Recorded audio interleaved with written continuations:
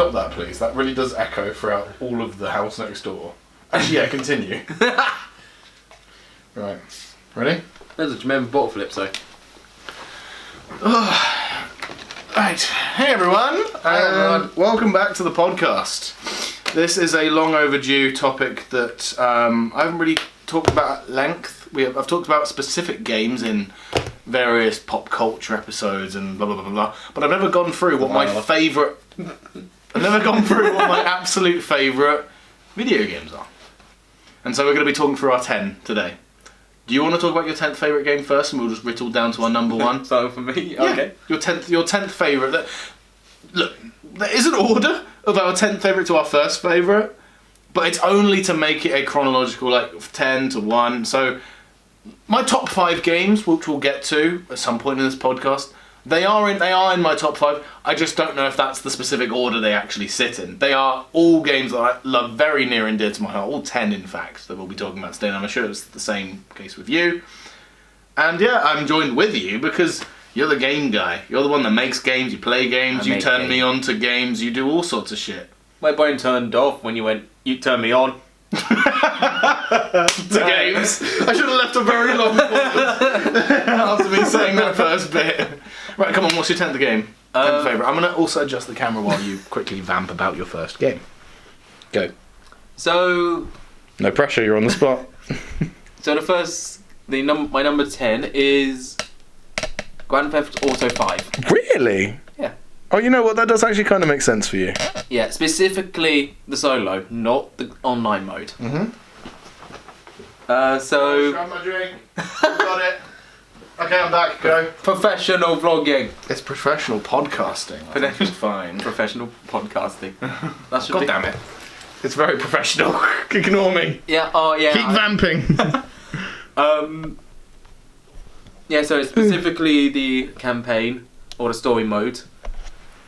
Because I've had it on the 360 and went to play it on, and since then bought it at full price, I think, on the PC because I really enjoyed it and wanted to play it more with my friends. Cool. Yeah, sorry about that. Yeah, I was listening, by the way. Sorry. But yeah, I got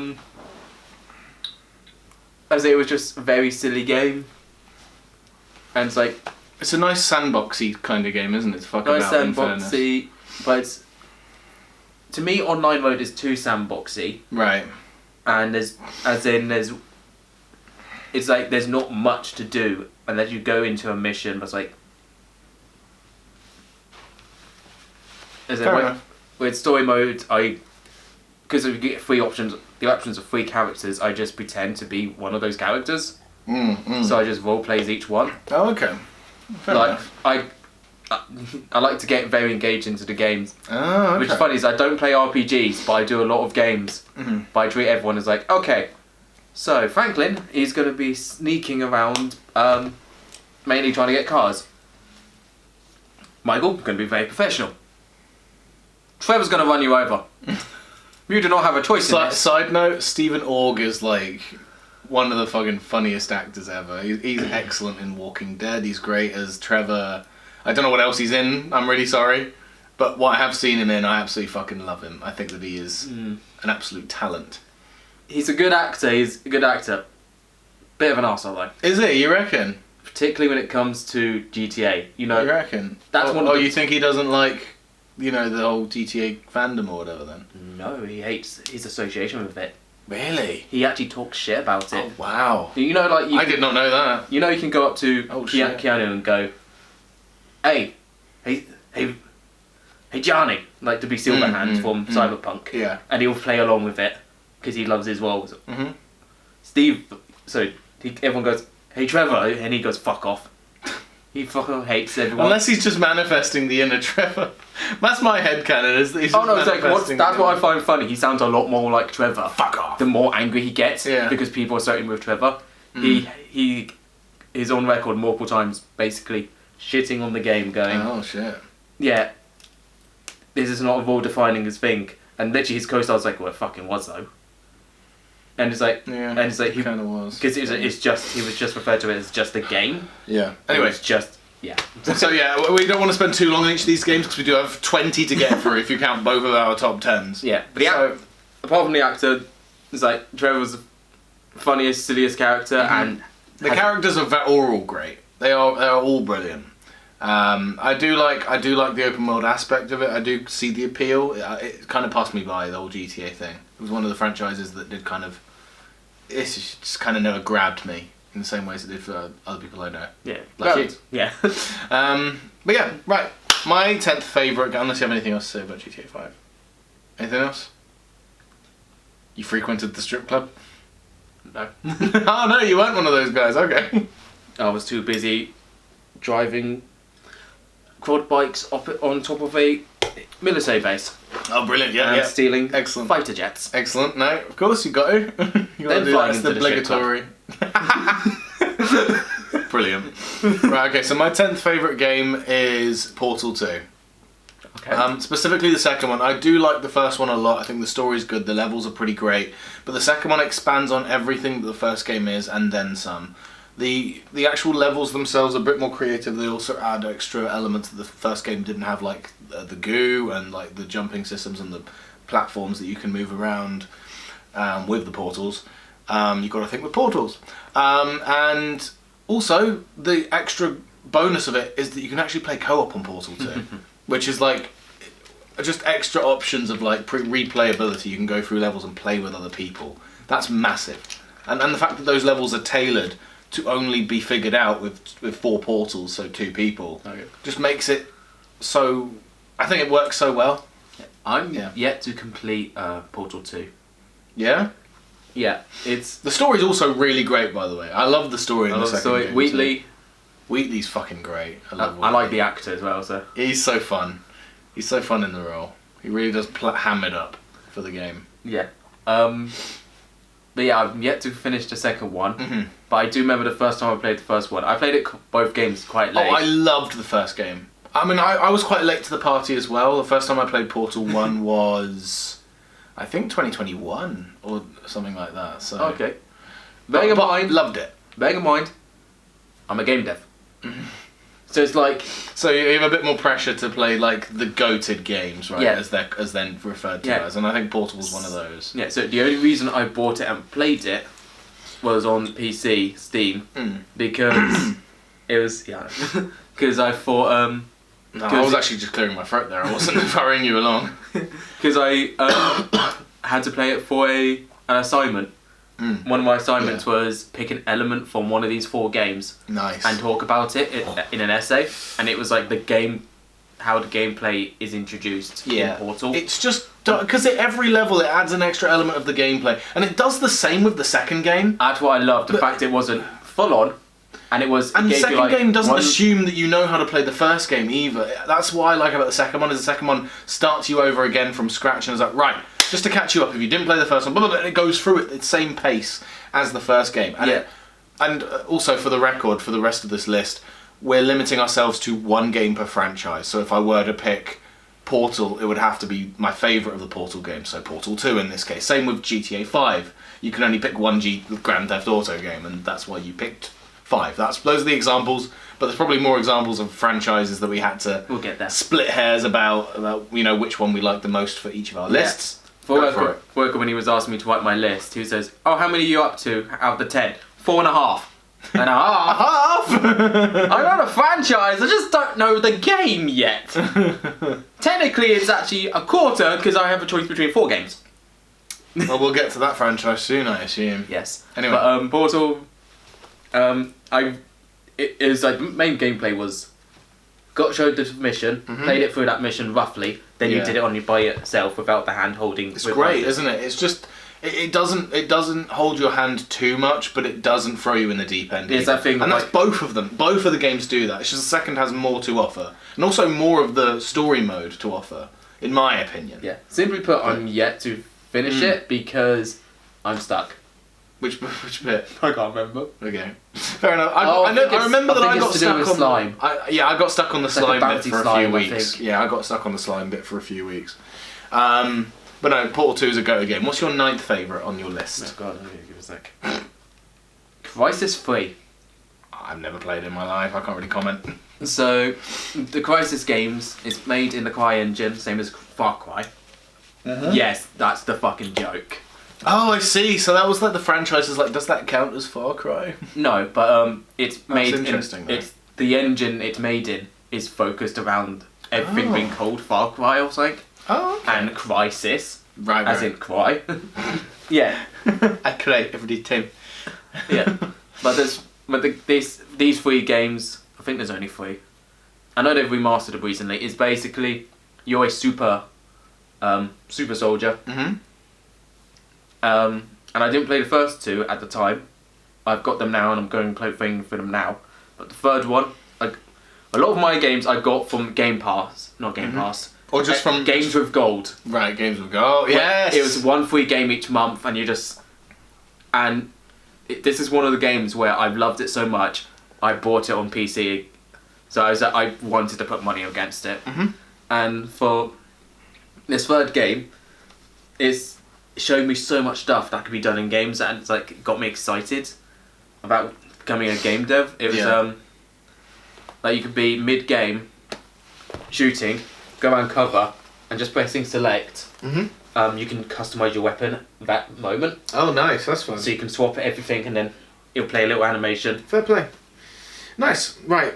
Is that all? Well, I want to try and get through these first 5 as fast as we can, because I know we're going to spend a bit longer on the top 5, because we want to waffle about the best of the best, don't we? Yep. My 9th favourite is The Forest. It's survival horror. It's like partial sandbox, partial like creative, like sandbox nature of it, but also like it's horror. There are monsters in it. There are creatures in it. There's horror aspect. I love the desolate nature of it. I love the atmosphere of it. Haven't got to the end of the game myself. I'm still playing it through with Morgan as we speak. I keep forgetting there's an end to that game. Yeah, I haven't got to the end yet, but we're getting there. All I know Surely. is Cameron jumped off a cliff, and I found a wizard that disappears. No, a lizard that disappears. A wizard that disappears. That is a wizard that disappears. There you go. I fixed it for you. Yeah. So The Forest is His name is Izzard. Henry Kizzard. So I think it's just a lot of fun. I think that the thing is, well, you can toggle on God mode and just build shit in that game just for fun if you want to. Because there's an option in the menu. You can turn on cheat and then /God mode and just build. You don't have to do any of the survival shit. Like, it has all the appeal of like some of the best sandbox games, but also it's the best appeal of some of the best survival horror games. It has the best of both worlds, in my opinion. Right. Anyway, what's your 8th favourite? So this is actually a newer game I've only played recently. Okay, let's hear it. To the point it's only Christmas. Wow, okay, that recent. Yeah. You've had this 2 months and you've loved it this much, okay. Road Redemption. Oh my god, really? It's that good. Holy shit! And after, So for context, a month ago, no, 2 months ago now. Wait, fuck, it's 2 months ago now. Yeah. We were having a pint, and you basically A couple because we pints. were well, a couple pints. Anyway, we were talking about what games we could play next together, and you pitched a few of them, and then this one came up, and I was like, all right. Here's your elevator pitch. How do you sell this game to me? And you go to me, it's Trials with PvP. That's literally how you described it to me. Trials with player versus player collision. yes. And I'm just like, that could be fun. And you're like, yes, it could. Yes, it is. Let's play it. That's basically what you said to me after that. Yeah. So a bit more of a So- rundown. But also, it's not a fixed side camera, apparently, right? Is that how you also described it? Correct. So there's a bit more malleability to how it visually looks as well, Yeah. which gives it points. Yeah. Road Redemption, it's called, yeah. Yes. Cool. So, yeah, I saw recently on YouTube and stuff a game called Kingmakers, where it's strategy game thrown in medieval times, but you're also a time traveler, which is that was a cool concept, and it's literally like it was made for the monkey brain of men. Or just wanting to cause explosions. Big race, big now. Yes. And then I found out their first game, which is like made by two brothers Two brothers. It's just called Two Brothers. Sorry, go. who've been in the industry for a while. They went to make their own game, and they released it. And it's just like, yeah, you race, and you kill shit. Pretty straightforward. If you like that, if you like the sound of it, you'll probably like the game itself. Yeah. Yeah. Um, Easy pitch, really, isn't it? Yeah. when you and think about it like I that. found out reason why it's become so much tighter it's a roguelike.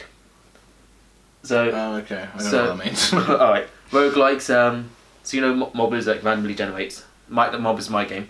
Mhm. It's not on my list. It's number 1. So You'll love it, guys. I promise. So instead of having It's good to set be levels, Yeah. What?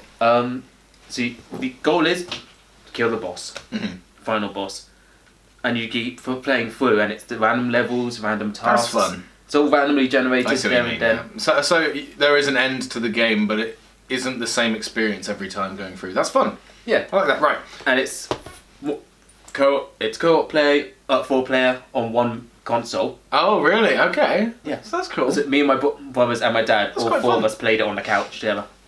And it's also not bad. up to 10-player co-op. Jesus Christ. All right. Imagine just 10 of you whack jobs. Just fucking chaos. Drop kicking people off their bikes, off cliffs, sticking a sticky bomb on someone's ass, Brilliant. shooting an RPG at China Lake at a fucking SUV. In fairness, this is already on my Steam wish list. It's not like this is news to me, I've but I will completed play it. it soon. Of course you have. Right, my 8th favourite game is Power Wash Simulator. Listen here, Which is a new okay? one for you now, isn't it? No, I started playing it about a year ago from now, and I did Okay. enjoy the appeal. It was more the original appeal of it was that it was satisfying, and it's very satisfying. You go through, you can just clean everything systematically or in a random order, and it's great for that aspect. But there is a specific reason why it is on this list, and it's the reason that I already told you when I was upstairs earlier today, and I'll try and recite it the best way that I worded it then. This game taught me patience. It's a cleaning game. It's a power wash simulator. It's in the fucking name. I don't know why I needed to explain that, but It's a simulator where you power wash. really, wow. It's a simulator where you wash with some power. So, I've nearly finished the career mode, so I think I have a good idea of how the full game feels, and I'm pretty happy. I have never played it. It also has the bonus modes and bonus maps, but it taught me patience. In video games, in the last 3 or so years, I've been getting a lot more into video games in general. But there's a distinct way that... Well, before that I was obviously Xbox gaming quite a fucking lot, but then I stopped for a while when I really went hard into film making during college and start of uni. But in 3 years ago till now, I actually tried new games that I wouldn't try ordinarily, like Power Wash Simulator, and ended up coming out of it really fucking enjoying it. When I play games, I often rush through them. I want to get to the point of the game. I want to get to the end. I'm very impatient. I'm a very impatient person, so the best way to describe it with storytelling, with storytelling in general, with movies and TV shows, the most important thing of a story is its ending.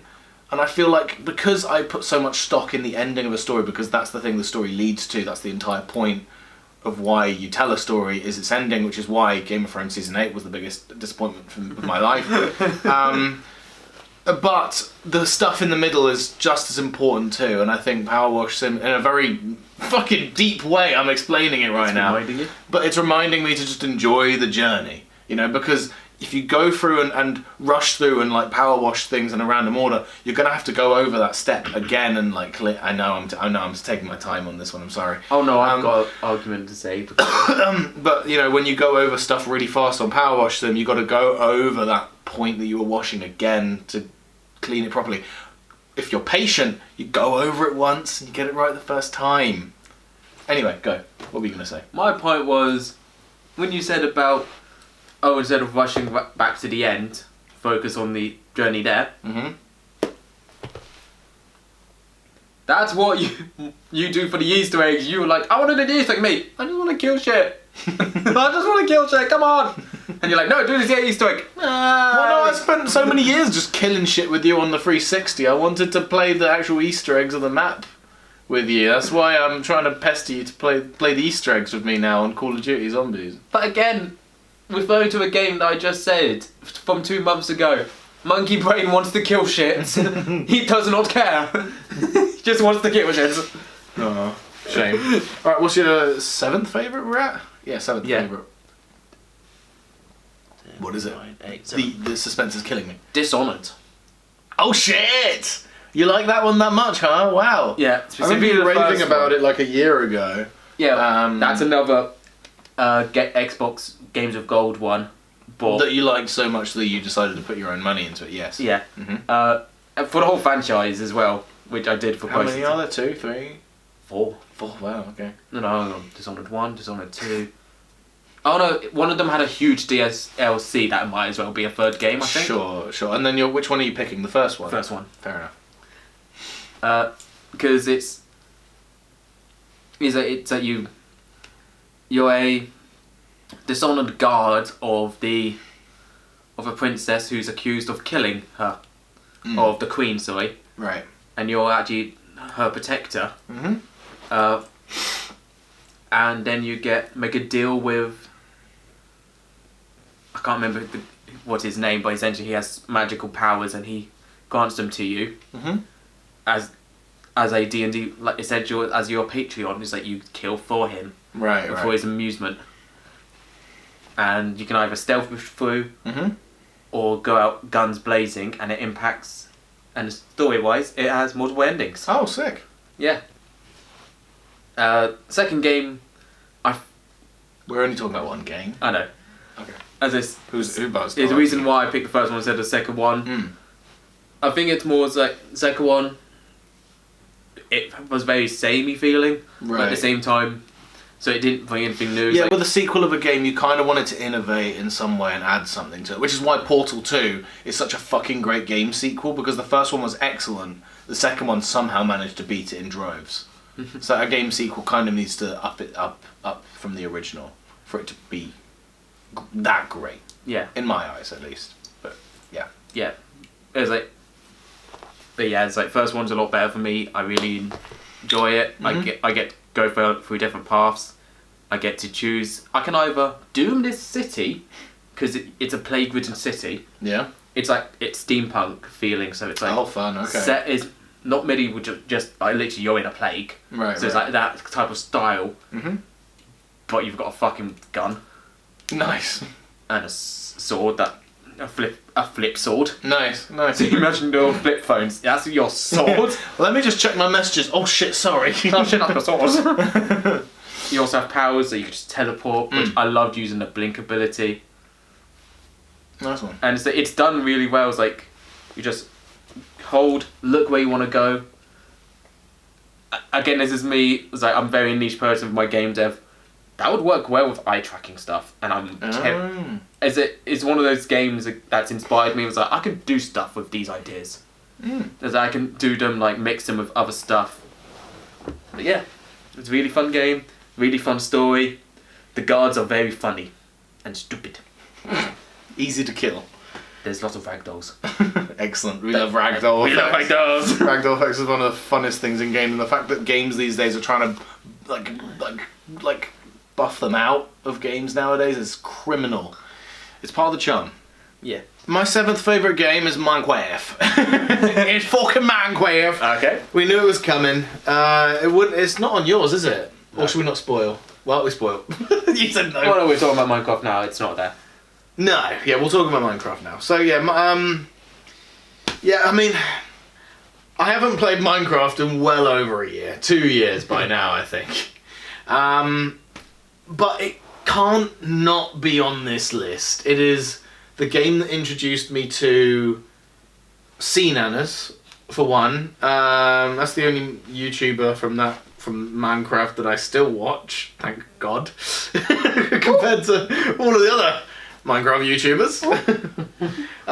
Even though Sea Nanas was never a Minecraft YouTuber, his solo Let's Play series of Minecraft was fucking S tier, and single-handedly, got me the game.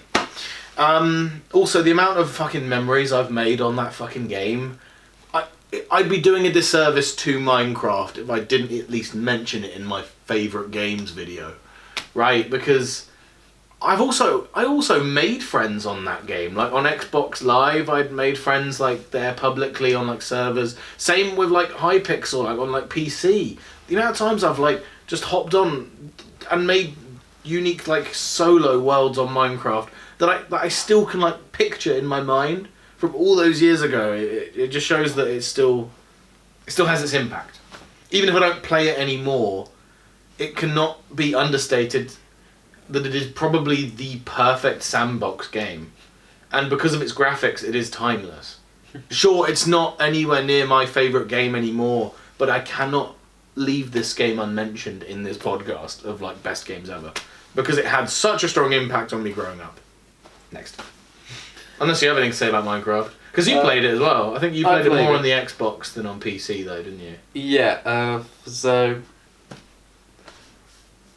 I played it quite a bit, but I personally am not much for the sandbox stuff as much. Right, okay. I like stuff to do. Mm. It's like that's the reason again why the GTA Online is like when you're left to too much free will. Right. It's yeah. that I'm like I don't know what to do. Yeah, you like an objective, which is funny because you hate a fucking objective in COD Zombies. There is objective. Kill. Survive. The main ones. I mean, the Easter egg quest is quite a good objective if you ask Yeah, me. but you have to research. I do that for a job. I have to research how to create those Easter eggs, for fuck's sake. I don't need to research gun go bang, head explode. So my brain is fine with that. I'm like, heck, Fair enough. But As the it UFC is one of the best sandbox games, objectively. Like I can't think of any sandbox game that is as timeless. Maybe Garry's Mod, but you don't hear about people talking about Garry's Mod in the same way as Minecraft, you know? Yeah, that is like Minecraft. The sandbox is the higher tier. Mm. It's like it's got its unique style that is, as you said, timeless. People try and replicate that all the time. I even used that as an example for my procedural assignment. Mm-hmm. As like really good chunk development. Yeah. It's just me on a personal level. You don't connect with it. You don't have as many memories attached to it like I do, I guess. I do, but it's always with people. I can't sit there by myself and play it. Really? Okay. That's my issue with sandboxes. I'm like, I don't know what to do. Whereas if I guess play you're with... not really a solo player then, are you? Or less so a solo player. I can. Whereas you'll get to the top 5 especially. I'm a solo gamer as well as a co-op. You'll be surprised a bit on mine. Okay. But it's more sandbox. It's the quietness of the I don't know what to do. Hey, we have Minecraft soundtrack, which bangs. Yeah. Don't disrespect the Minecraft soundtrack. It's not silent without that. Oh no, but when I'm with someone else, you go, right, Let's build a castle. we need to find some diamonds. Okay, where am I going? You're jumping into that pit. Okay. When I'm by myself, I'm like, I'll just make a farm, I guess. Made a farm. It's just that's my brain, how my brain works. It's like, I've done a task, I don't know what to do now. Monkey brain. Yeah, it's like how many times have you been mining out a whole cave system and I'm just there guarding you, refusing to put lights, in fact destroying them so that I have something to kill. How many times does that happen? And then I fall into lava. Quite a lot, yeah. I'm just the extra inventory space. Excuse to do something else, yeah. Fair enough, man. Right, what's your sixth favourite game? No, yes, well, yeah, what is your sixth favourite game? You did predict this a while back. Doom. 2016. I fucking know it! I fucking know you too well. I know that you like Doom. I was kind of surprised that it was 16. I kind of expected Eternal, but then again, I don't know. I don't know which Doom you like most, but I kind of just assumed it was Eternal. close with those two. Right. I'll admit that. Okay. So, I prefer mechanics. For one, he loves the Doom soundtrack. That needs no introduction. And when he says the I do soundtrack, too, he means the first game, the one from the 80s. Rip and tear and that sort of stuff. Yeah. The stuff on there. As is, I grew up on the PS2, but I had a PS1 copy of Doom. So I know if I plug that in, it's like everyone has already mentions about the fear of nostalgia block. Yeah, with all these games on here, some of them are newer in my mind, like Power Wash Sim, but some of these older ones, which we'll get to, Yeah. I've revisited them recently, and they have aged like the finest of wine. Some of I've them. done a whole Holy bottle shit! wine. Yeah, it's just sometimes it's such a beautiful feeling when you you're almost fearful to press play because you're like, oh, does it suck now? Does it suck now? And then you play it and you're like, oh, no, there's still fucking bangs, and I'll get to the game I specifically am on about here when I do. It's like second or third I've favorite got a couple for me. of like this. Anyway, go. But Sorry. yeah, Yeah. quickly finished on the first game. Mm-hmm. So I grew up with that Doom. It was in my DNA since back then. From PS2 era, I was like 4 at my nan's. This is the 2D one that I played while I was at yours. in 22. 2.5D, yeah. I think it's quite fun, and that's me saying that. Yeah. I'm By the a way- bit of a critic for games. By the way, your Even though I know character nothing runs about so it. quickly you can outrun your own missile and shoot yourself. Yeah, no, it's great, isn't it? But it's like- for how the graphics are, it is very fun and engaging. Which you'd think for like, you know, our monkey brains and our age group, you'd think that we'd be a bit alienated by those sort of graphics in the same way that we would be from like black and white television. No, Does that make sense? Yeah. But the gameplay is so. There's something so fluid about it. It still feels good to Yeah. play, right? The mechanics and. Yeah. Do you want to know a bit more about the animations of the enemies? No. Yeah, sure, go on. You'd actually be intrigued. It's like Yeah. it's why I love the first game a lot. The initial game. Yeah. We'll get back to my actual one. Yeah, I was gonna say. It's clay. Oh, that's fun. It's claymation. That's cool. They moved the enemy, took a photo, then moved it again, That's sick, and that's actually. in game as how they animated it. That's fun, actually. It saved them. Apparently, that saved them time creating a 3D model. Don't forget, it's a game pretending to be 3D, And also, it's and they what- made a 3D models to And put also, into 2D. and also, it was one of the first games ever made. Correct? The first Doom. No. First FPS, one of the first FPSs. No. Okay. Cool. Fair enough. There's about 20 years between the first game and Doom. Oh, okay. I didn't know that. No, it was Fair enough, one of then. the first FPSs. Sure. First okay. person shooters since then were referred to as Doom clones or the Yeah, I guess that's where I got the misconception from then. yeah. So Fair I think it's like Wolfenstein was the one that came first, like specifically. GoldenEye was one of the first ones as well, wasn't it? No, it's still about another 4 years, Oh. 5 years. Then Okay. there's that is one of the big ones that had proper 3D, Sure. but it was like Wolfenstein made by id, then then made the first Doom. Right. Okay. Fair enough. But Nice. yeah, So 2016. 2016. A good year. Yeah, reason why not? It's like Decent year. It's like Eternal has the better movement, like verticality. But the reason why Doom takes the cake, takes Doom the crown, 16. Yeah. 2016, yeah, is Eternal was a bit bloated. It's like had extra. It's like they had a lot more focus on the story, which you're Sure. not there for Doom to play the story. You're there to rip and tear. Two objectives. And the second game would also Eternal would every time you met an enemy, it would give you essentially a slideshow going, here's the weak spot. Oh, nice. It gave you a tutorial, and I'm like, okay, I don't want that. I want Yeah. to find out by fighting this I was enemy gonna say 10,000 times. It's no, I mean, there's a difference between like, you know, kind of a tutorial mission and then just kind of babying you through the entire thing, Yeah. right? And I get the difference there. I feel like Yeah. I feel like I'd prefer the 2016 one over that. I'd prefer to just let me find out myself. Yeah, gameplay Leave wise. me alone. I just want to play. I want to mess around. a bit Gameplay more. wise, Eternal's better, but got all of that stuff. But 2016 better. Like, Mhm.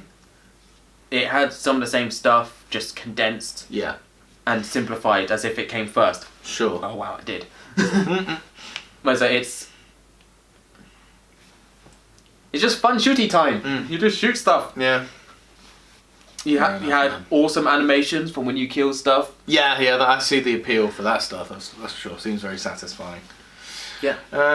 And it had another mode which reminds you of the original games, Right. when you play the same levels, but instead it's just how quickly can you complete them. Right, How much okay, things that's cool. can you kill? So there is other stuff to the game than just like and the sort base of mode. arcade Cool. mode, which Nice. reminds you of the initial game.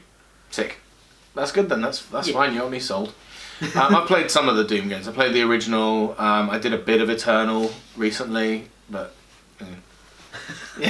I haven't played 16, which is the best one according to you. So, anyway, what's my sixth favorite? My sixth favorite is going from a game which is very, very absent of any appeal for any story mode.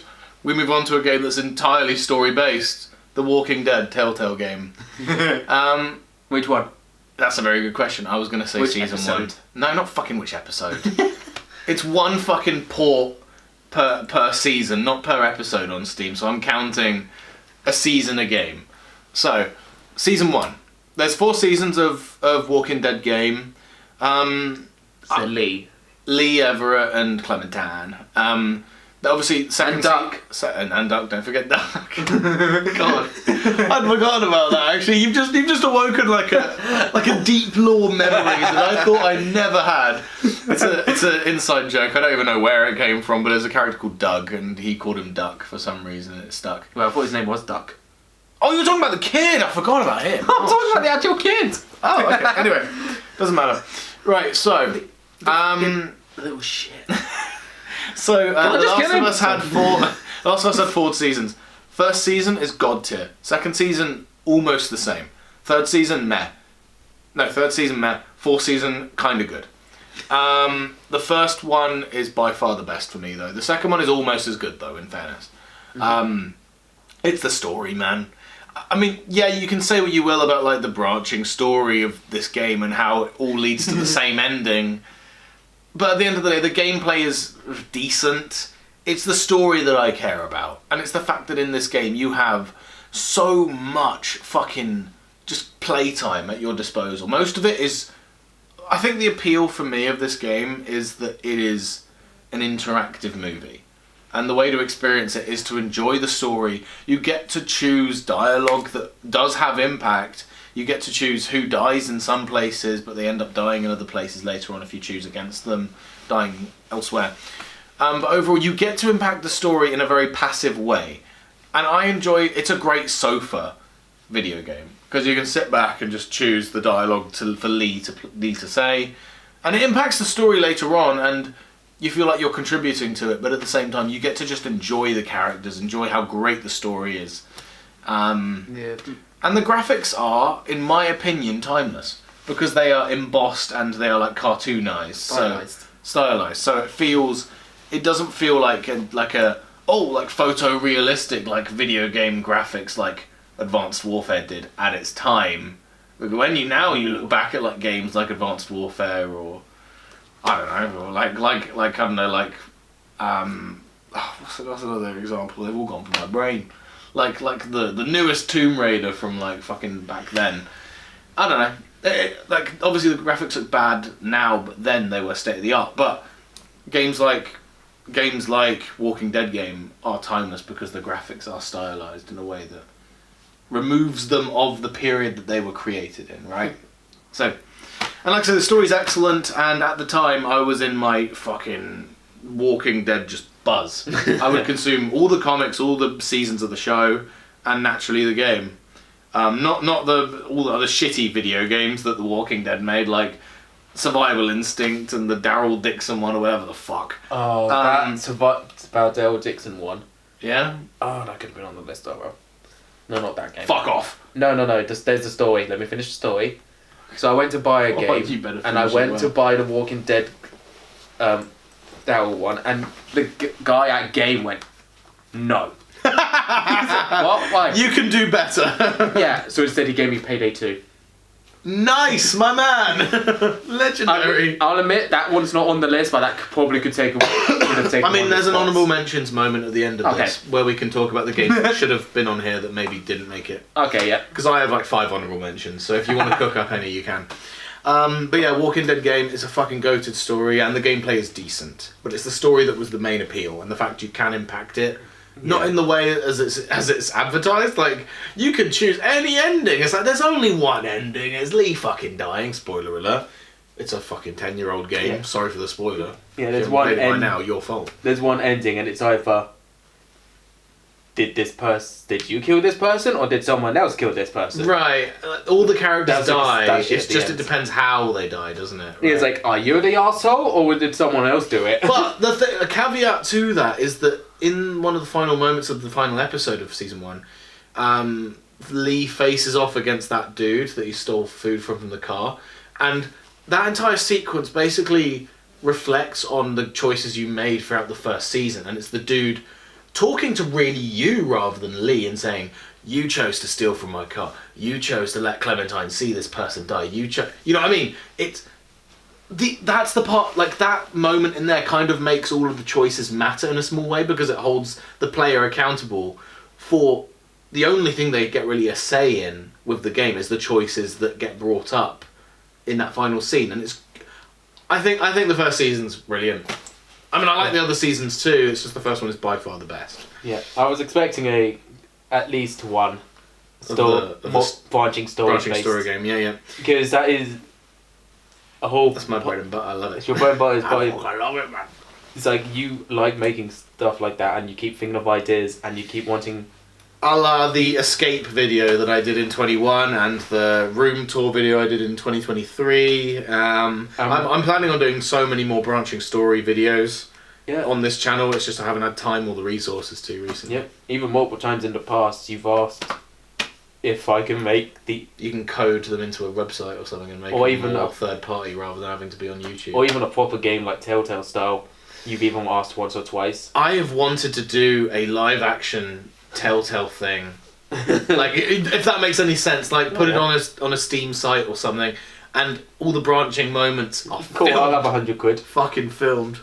Well, that's how much it would cost to put a game on Steam. I'll have 100 quid, please. 120. If we could actually make it work, I'd be down. Anyway, doesn't matter. Right, let's go to the commercial break. That was our 10th favourite to 6th favourite games of all time. In asterisks because these lists are subject to change. But now we're going to go to the commercials and we'll come back with our top 5s. So, see you in a few. Yep. Ugh.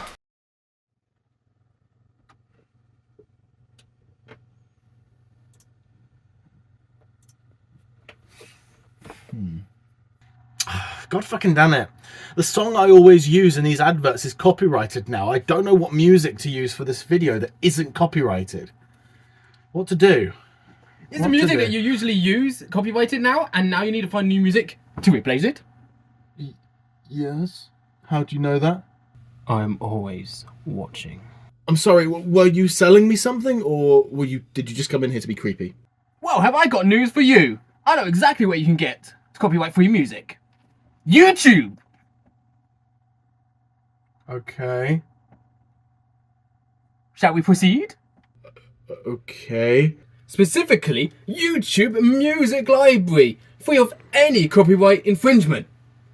Care to proceed?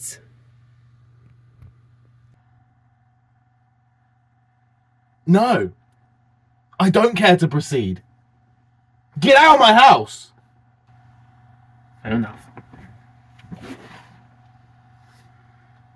I really need to change my address. And the locks. And identity. Right. Righty-o. Let's do this. Oh. Welcome back. Welcome back from these commercial breaks. We are going to be going down our 5th favourite to 1st favourite.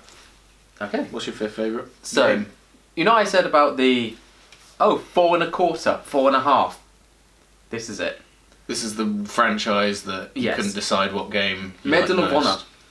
Oh wow! Oh, that's a throwback. I haven't heard that game name in a fucking age. Franchise. Oh yeah, alright. Calm down. So again, you might be interested in this. Mm-hmm. It was actually financed initially by Steven Spielberg after the release of Saving Private Ryan. Oh, that's fun. Oh, I didn't know that. Yeah, That's I sick. think I can't remember the composer he worked with a lot. Mm-hmm. He actually made Hans Zimmer, maybe. I thought it was someone else, maybe. But he made the music. He contributed to the music in Medal of Honor. Mm-hmm. And it's based off Private Ryan. John Williams. That's his fucking name. Yeah. Of course it is. The one I've chosen Don't know why to search it. yes. Which one? So I was chosen between 3 games. Yeah. So Vanguard, which was the first game I had fully completed. Oh, Vanguard Medal of Honor. Medal of Honor Vanguard. Imagine you meant Vanguard COD. I would have fucking threw you out that window, man. Oh yeah, the word Vanguard has mixed reactions from me because of COD. Which, fun fact, COD only exists because of Medal of Honor. I knew you were going to say that. I was going to let you say that, but yeah. Anyway. Yeah. You fucking. Shut up. What was that? So Vanguard, first game I ever completed. Yeah. Really fun, but that's not it. European Assault introduced a cool mechanic which allowed you to have up to 3 teammates, AI teammates, and Nice. you had to heal them and give them commands. Mm-hmm. That element was what made that it a hard choice, but what won is the equivalent of Ghost, Rising Sun. The equivalent of Ghosts? How so? Why would it be the equivalent of Ghosts? So Call of Duty Ghost.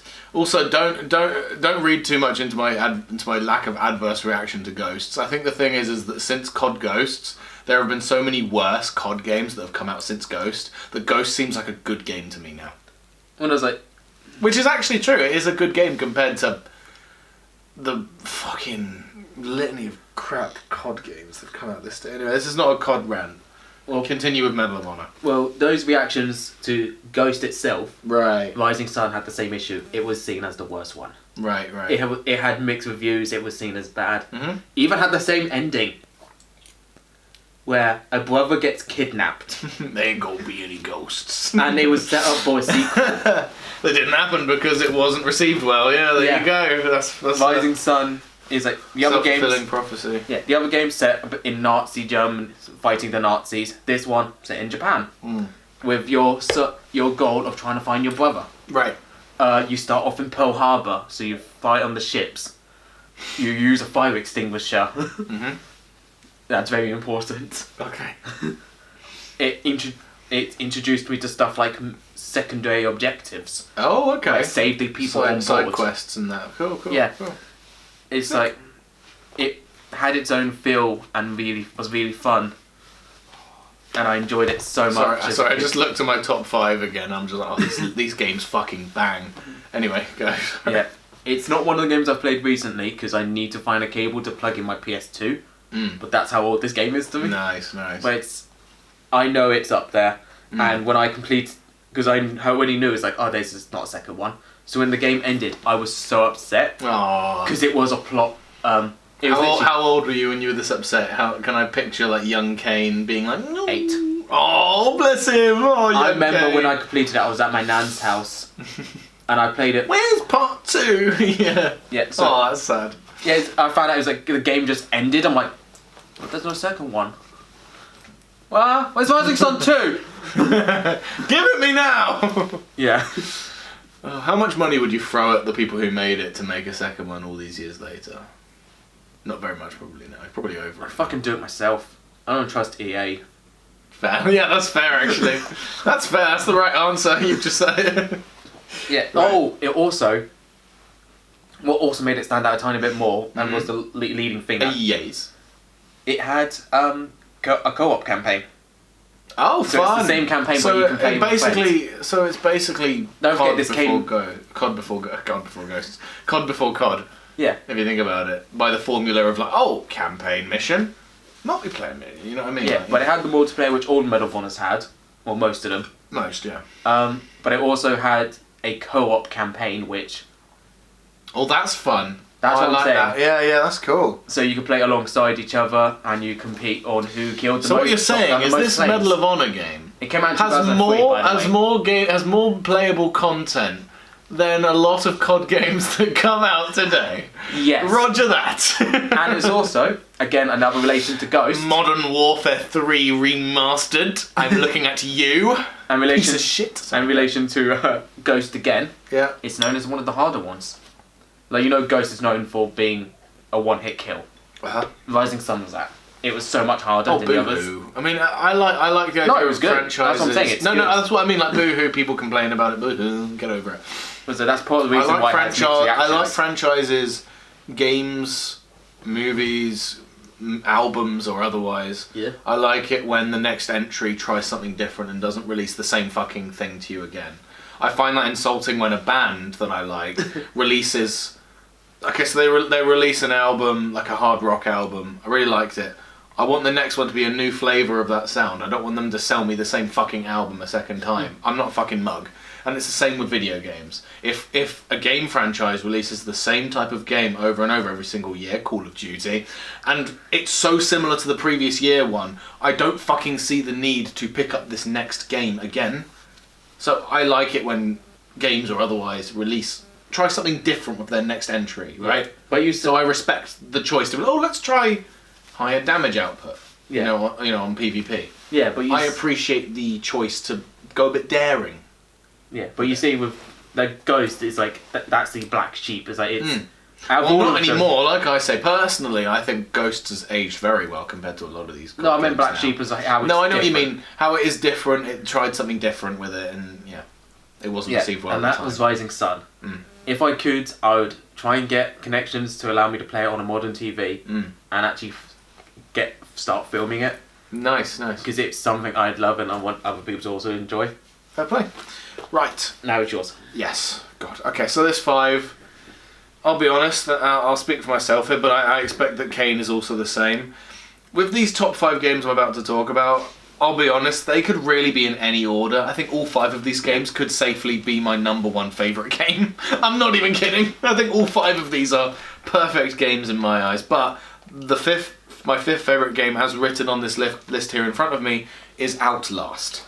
My love of horror shining through in droves.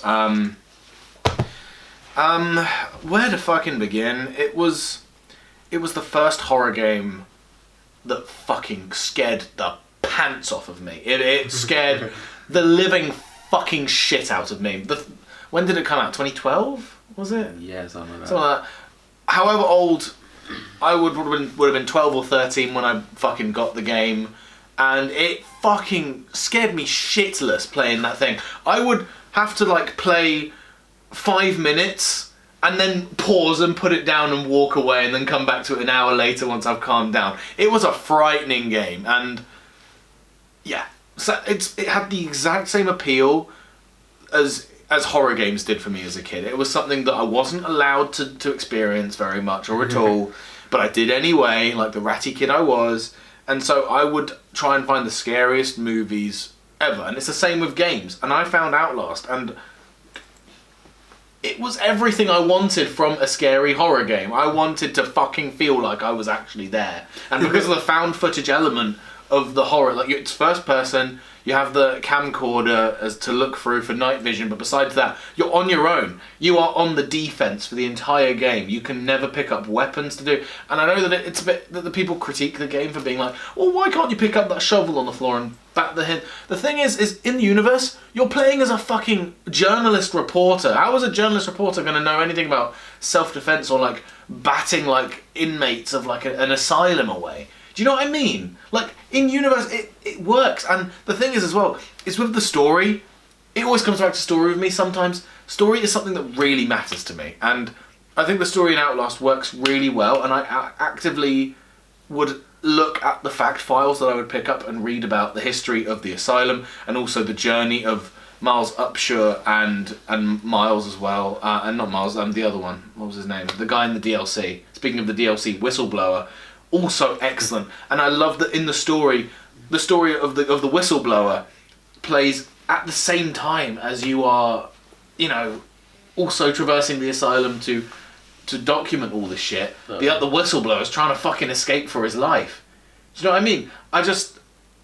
The story bangs for me, and also the monsters are all so iconic. You have Chris, the big beefy pig guy.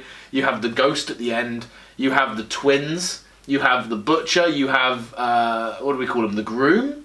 We call him the groom. Like, the game is iconic in horror, and I love it to pieces. Yeah. It popularised found footage horror films as well, or at least it had a part to play in that. Yeah, and it scared the fucking life out of me as a kid. I loved it. Yeah. So you made a good point.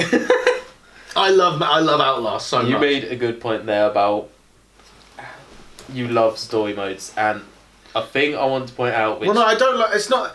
Story does not come first for games, and I know that. The only game on this list of 10 that I feel like the story works better than the gameplay itself is Walking Dead game, Okay. which is why it's not in my top 5. Because though I absolutely adore the story, the gameplay is flawed. There's only so much you can contribute to the actual gameplay of the thing. Go. Okay, no, what I was going as a lot of your decisions. No, so you already admitted it's like gameplay and stuff is Gameplay is Main more objective. important to me than story, but story is nearly there as well for me. That's what I'm saying. So it's like you do have.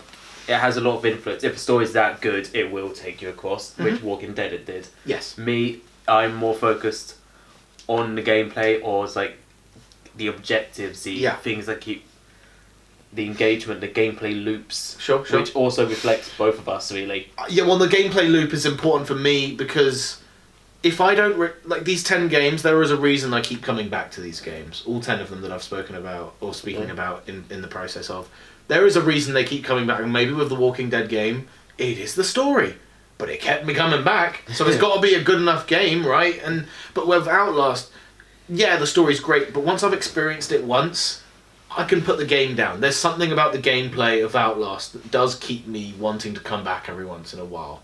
So I think gameplay is definitely primary, far and away than story. I just really appreciate the shit out of a good story in a video game. Yeah. I think when it comes to story games as well, the reason why gameplay is so much important, maybe related to what you just said. The gameplay needs to engage you into said story, otherwise it won't work. Yeah, it brings on the replayability, the story. It's a linear story most of the time. Once you've played it, it's like a film. It's like, I guess I'm going to go back for the story. Yeah, exactly. But right. Compared to a film's 2 hours. If the story is great, but the gameplay is garbage, I'm just going to watch someone play it on YouTube. Whereas with the Walking Dead game, the gameplay is serviceable. So I can tolerate the gameplay to get through the story again if I so wish. It's just because there's so much gameplay and story. It's a slow burn because it's 5 episodes and each episode is an hour. That's 5 hours of gaming content in the Walking Dead game. Right? That's what I'm saying. But that's the same as but a show. But it keeps me coming back, so it's doing something right, which is why that's it's the same as a show. Yeah, exactly. So, right. So sorry I didn't mention with GTA. You don't treat it like a film. Treat it like a TV show. Yes. So each segment is a different each season. chapter of the game, or each checkpoint, whatever. Yeah.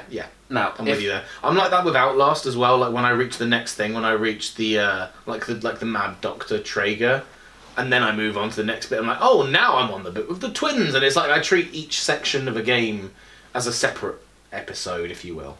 Right? Yeah. There you go. What's your next favourite, or are you segueing onto that very casually? I guess I'm segueing now. Yeah. Now these top 4.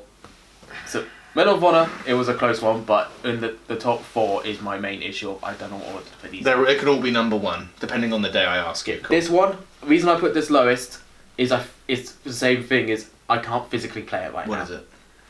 Spartan Total Warrior. Oh wow! You've not heard that name in years. No, I have not. Holy good fucking hell! That was like year 6. I would not shut the fuck up about it. And you would just hit me on the head going, shut up! You've got some copium nostalgia for that game. Holy crap. That's a deep cut. That's why I need to get these things. This is the only one I've not been able to play recently. Right. So it's number 4 because you haven't tried it recently, you don't know if it holds up. Fair play. Yeah. But why is it number 4? So, again, I used to love it back then, but what it's... story-wise, it has a very similar story to God of War. You know the big game out there? No, I never heard of it. Okay. I'm joking. It's one of PlayStation's main games. No, I know. In a different universe, Spartan is that version. You reckon in another life it could have been a main competitor to God of War? Story-wise, they're very similar. Right. So it's like, simply put, if I had played God of War as a kid, God of War would be on this list. But no, I played Spartan. It's like mechanic-wise, you are... So your son's named Spartan, who gets talked to by a god. Right. The God of War. Who turns out to be your father. Right. We'll get to no point. Actually, no point after that. He's just your father, and it's with Fair enough. But the gameplay's decent, you remember? Or? Yeah, so you just have waves and waves of Roman soldiers run at you. Oh, fun. And you just had to slaughter them with one weapon. So each weapon has super abilities to it. So the sword and the shield, it slows down time, and you just rip everything apart. Right. The dual sword was my favourite to use. Yeah, it's fast action. You can get through multiple people. And you had a finisher. You stabbed people, cut their head off. It's all graphic and it's not. So it has the Mortal Kombat appeal, is what you're saying? Yes. In some ways. Monkey brain. Monkey brain. Monkey brain. No, not done. I will warn you, the battery is getting a bit low. Yeah, I'm nearly done. Don't worry. Okay. It was like all these weapons you unlocked through the campaign. It wasn't like RPG mode where you had to gain skill points. It's through story reasons. One of the missions, I loved this mission. You went through it, and it was a zombies mission. Right, yeah. You can't kill these zombies, Well, so really? you just had to fucking run. Oh, nice. Get the spear that sets things on fire. You hit one of these zombies, and it explodes. Now you can kill all those zombies on the way out. Nice. So it's like story-wise. And a second mode on that, which I loved, was an arena mode. Oh, okay. I love my arena modes. You've Well, yeah, no, I mean... the last man standing bullshit. You know I love that shit. Yeah, and I mean, like the litany of playable content is kind of what makes you come back to a game sometimes. So Yeah. what's on offer? If you get enough to choose from on there, you're gonna be like, oh, let me try this one now. After playing the main bit, you're gonna want to try the side modes, right? Yeah, but instead of just allowing you versus loads of Romans, you can actually set up Romans one side, your Greek allies Oh, with that's you, fun. Yeah. and you both charge, and the AI fights each other, but you're obviously the main target because you're the player. Yeah. So you could lose all of your targets. Then whoever survived on the Roman side just turn to you and you just have to survive. Nice. There's the shrines you pray to get your mana back for your superpowers. Nice. It's like, I want to play this again, and I hope it's not nostalgia. But this arena mode has inspired so much. Oh, okay. The arena mode in Ramble On, when I got told that, I got so excited because this is all I was thinking about. Spartan Total Warrior. Nice. And I'm sad it doesn't have any other games, and they just stuck to strategy games after I mean, this. it's got to be worth being on this list if it had this much impact. So fair play. Well, I went Rabadon as a kid, and back then it wasn't nostalgia, was it? No, well, no, it definitely wasn't then. Right. That's it for this. I wonder if this one's on your list or not, but I'm gonna. So, it's from a franchise. It's a franchise I have mentioned already on this podcast. It is what can I peek? Actually, no, I won't peek, so I'll spoil your last ones. It is a franchise that I have a very love-hate relationship with. I keep crawling my way back to this franchise despite the Stockholm Syndrome level of fucking cope that I have towards the next one will be better, and it's Call of Duty. Is this your next game? Call of Duty. Continue.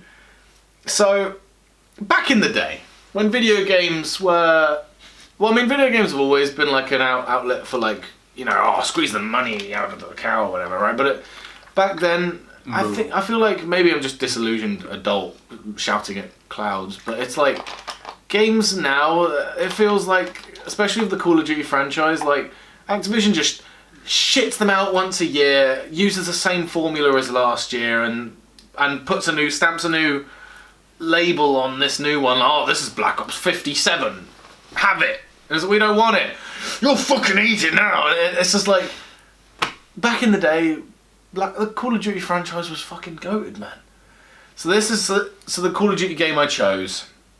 It was in the holy grail. It was in the perfect streak of COD games. It was the streak between COD 4 and, let's say that it stops at Black Ops 2. Because COD Ghost was after that, right? Okay. Yeah. It's in that streak. I could have chosen any of the Modern Warfare. Or of the first two Black Ops. Or World at War. But I chose Black Ops 2. Is that the one that's in yours? That is my next item. Boom! We can just kick off each other. Okay.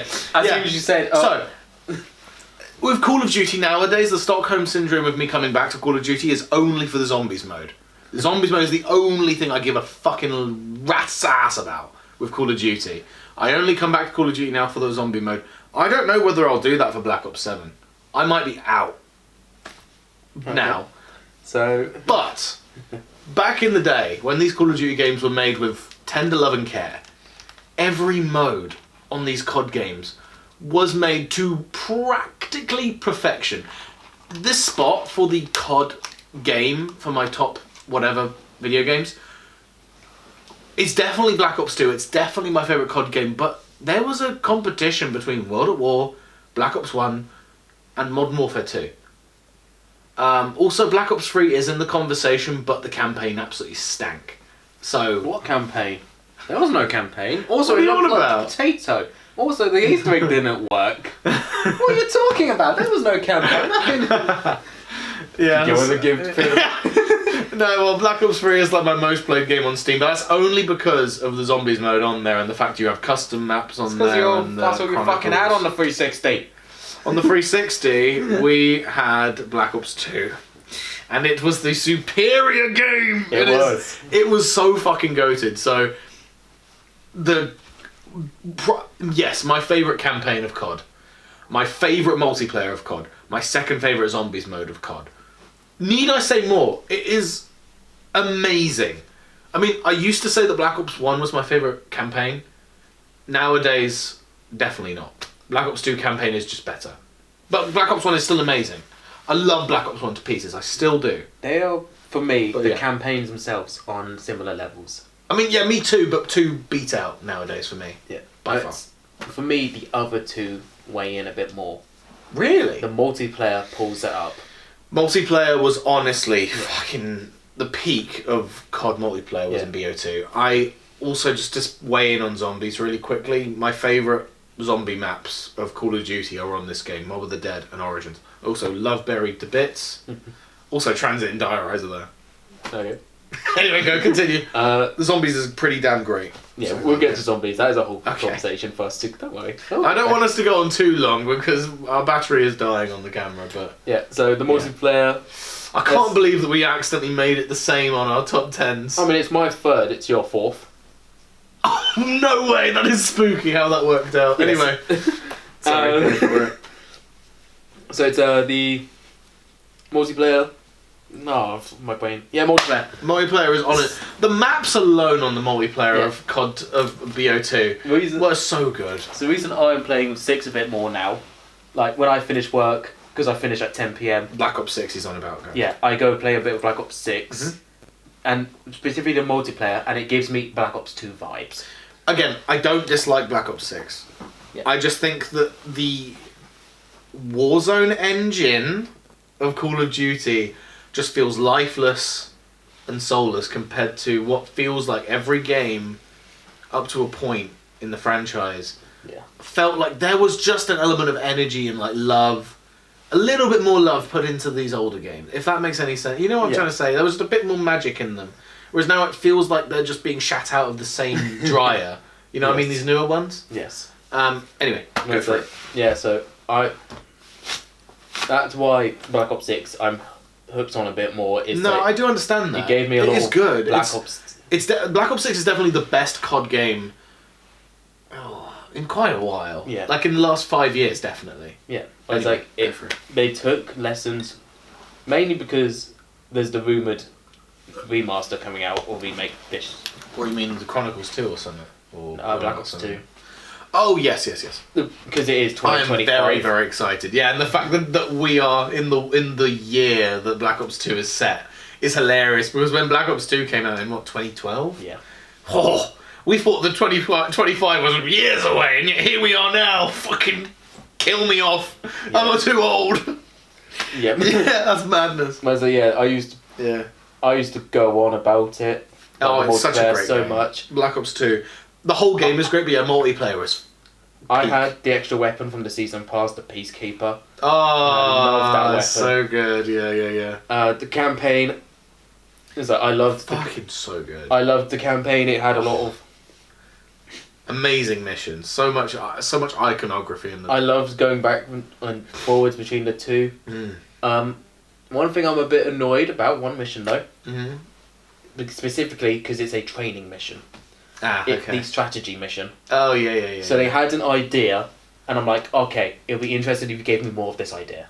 Yeah, if they But just... they If dropped they'd it. fleshed out the idea better, then it could have landed. Yeah, Yeah. I see what you mean. Especially because they Fair focused it just on a tutorial. Yes, mission. if they'd made it proper and not chucked it into the tutorial, whatever, it might. No, it's in the campaign, but it's landed. like the mission was just a tutorial training exercise in Exactly. the game. If they'd made it less of a tutorial and more of a full-fledged, if they stretched it out into the full idea they had in mind, it might have. Yeah, Yeah, I get that. No, I get that. yeah. No, Then that's fine. then it's the big boy. Zamboodles. Zamboodles. The noodles. I mean, there's nothing really to say. I mean, I've talked to death about my love of COD over the years. I don't Have need to. you? I've never heard of it. That was spooky.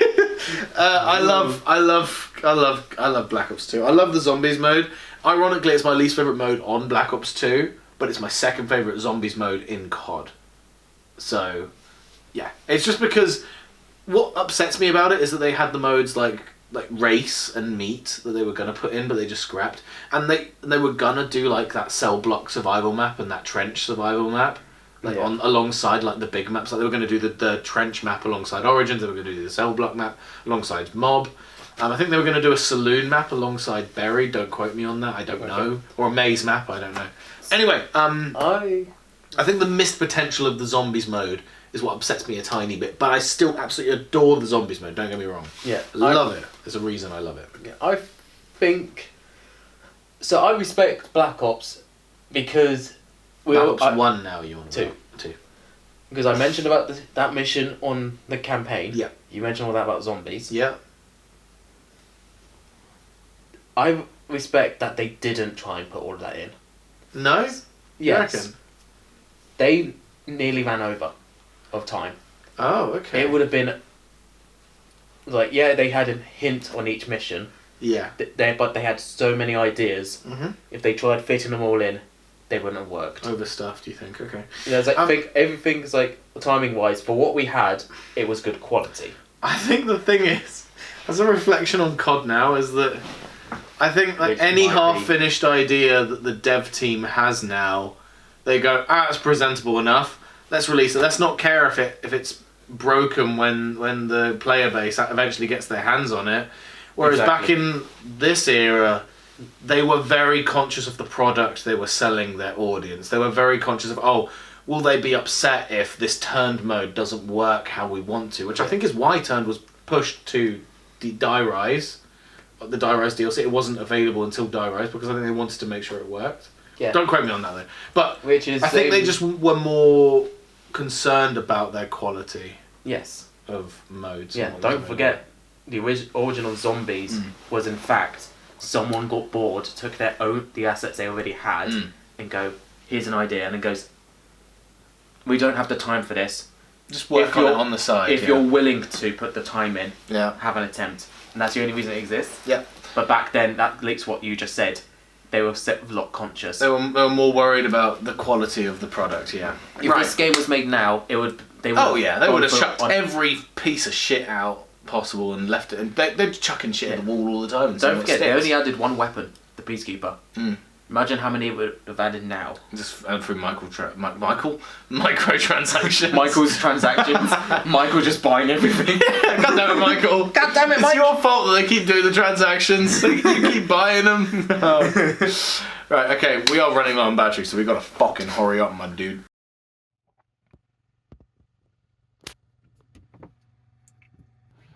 Hey, you there! You look like an Avenged Sevenfold fan. Are you? No. I'm more into Maroon 5. Would you be interested in investing in a Death Bats Club exclusive NFT? No. I'm not that interested. Please get out of my house. Oh, okay. Eat my own hair. I would have thought because you're just there and this is an advert and I'd like to offer something that you might like, but I'll see myself out. Please do. Don't actually know how I got in here. There's only a window behind me. I definitely didn't get through there. I'll just crawl up into my hole and die then. Please do. See you in a bit.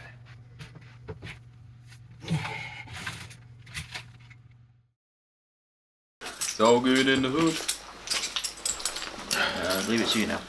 Oh, right. Excuse that little gap. Nothing happened in that time. We definitely didn't take a 20-minute break to charge the battery. We're moving on to my top 3 and your top 2 games. Yes. We have 5 left to talk about, and you've just talked. We both. I talked about my 4th favourite. You talked about your 3rd favourite, and they happen to be the same. Black Ops 2. Yeah. Enough said. My third favourite game of all time, I believe I know what it is. Yeah, it's The Last of Us. Speaking of story games, earlier heavy on the story aspect, the differences between The Last of Us and the Walking Dead game is the gameplay fucking slaps. It's so satisfying to like the combat system. To be honest, I like the first game more than the second game, but not by a wide margin. There is a loyal fan base of haters that just want to see the second game burn for one thing, and it's a story beat at the start of the game of the second one is where, spoiler alert for the second game, Joel dies. And they condemn the rest of the game because of a story decision. I'm sorry, but that's a creative decision that you shouldn't have a say in. Like, also it works if you play the rest of the game, which a lot of people complaining about that choice didn't after Joel died. If you actually played the rest of the game, you'd understand that the entire point of the second game's existence is Ellie's grief of losing Joel, and also Abby's story and seeing why she's justified for killing Joel. Right? That's just my grief with like the unwarranted criticism. Right? Like, it pisses me off when that sort of surface level criticism is all that gets through to the mainstream about a game, when I'd much prefer people be more issued with the pacing of the game afterwards. Like, I'd much prefer it if we had Ellie sections, then Abby sections, and Ellie sections, then Abby sections, rather than the first half of the game being mostly Ellie, and the second half being mostly Abby after we've already firmly started hating her. It puts Abby in a much better stead as a character if we get more of her drip fed throughout the earlier stages of the game. Also, doesn't... Yeah. If I remember rightly, as in my knowledge of the games, I haven't played them, but I've seen... The story is gorgeous on both games, in my opinion. Doesn't the revolution happen at the end of Ellie's story and then it just gets repeated? What do you mean, revolution? So, story of Revolution was like the end, the actual full ending. Or what was that the thing? What do you mean? No, I don't know what you mean. The end of the first game is No, I mean just on 2. You said about the first half being Ellie, second half being Abby. Yeah, mostly Abby. Don't we already know what happens at the end of the story in Ellie's part? Yes, we do. So Whereas that ruins it a tiny bit. Like I say, I'd much prefer if people complained about that than just the choice to kill off Joel, because killing off Joel is the entire thing that sets the story in motion for the second game, and it pisses me off that sort of criticism is all that gets through. I'd much prefer if they just been, oh, I didn't like this gameplay aspect, oh, the pacing of the which Abby sections were entwined between the moments of Ellie, because throughout the second game, like, Abby in the Ellie sections at the start, Ellie is like killing off all of Abby's friends, and then we don't see the repercussions of what that does to Abby until well into like the second to third half of the game, where I'd much prefer it if we see in real time as the game progresses, Ellie kills one of Abby's friends. We move over to Abby's perspective. You see the impact and how horrifying it is from her perspective. It leads much more of an impact and doesn't sabotage Abby as a character and make her as hated. I know that she's always going to be hated for killing Joel, but it's like she looks much more sympathetic from that perspective, and I think the game kind of almost accidentally sabotages her character for that reason.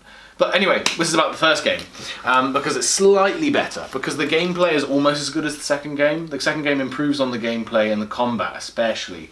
It's so satisfying. It's already satisfying in the first game, like the sneaking around mechanics and the combat is so great in the first game. In the second game, they somehow make it better. The main feature of the second game that I enjoyed is that you can run on all axis, which I don't think you can do on the first game. Like, it's omni movement, as COD called it. Like, it's a revolutionary mechanic that they invented, even though it's been around for a while. They're just late to the party. Just like Apple is when Apple creates AI. Well done, Apple. You definitely did create that, by the way. Anyway, sorry, I'm getting sidetracked here. But Last of Us, the first game, is very near and dear to my heart. When it first came out, it opened my eyes to a level of storytelling. I've already done an entire podcast about The Last of Us, so I will try and keep the rest of this brief. But it taught me that you can create such a diverse story. You can have a main protagonist that is likable and sympathetic, but they don't have to be a good guy. Joel is not a good guy, especially in the games. In the show, slightly different story. He doesn't kill anywhere near as many people. In the game, he is a fucking mass murder. but his story is so compelling you with have his to kill? daughter at the start. They do force you to kill a lot of times to get through levels, but you can choose to be a pacifist. There is such thing as a pacifist run, but there are some times where you have to mandatory kill, mandatorily.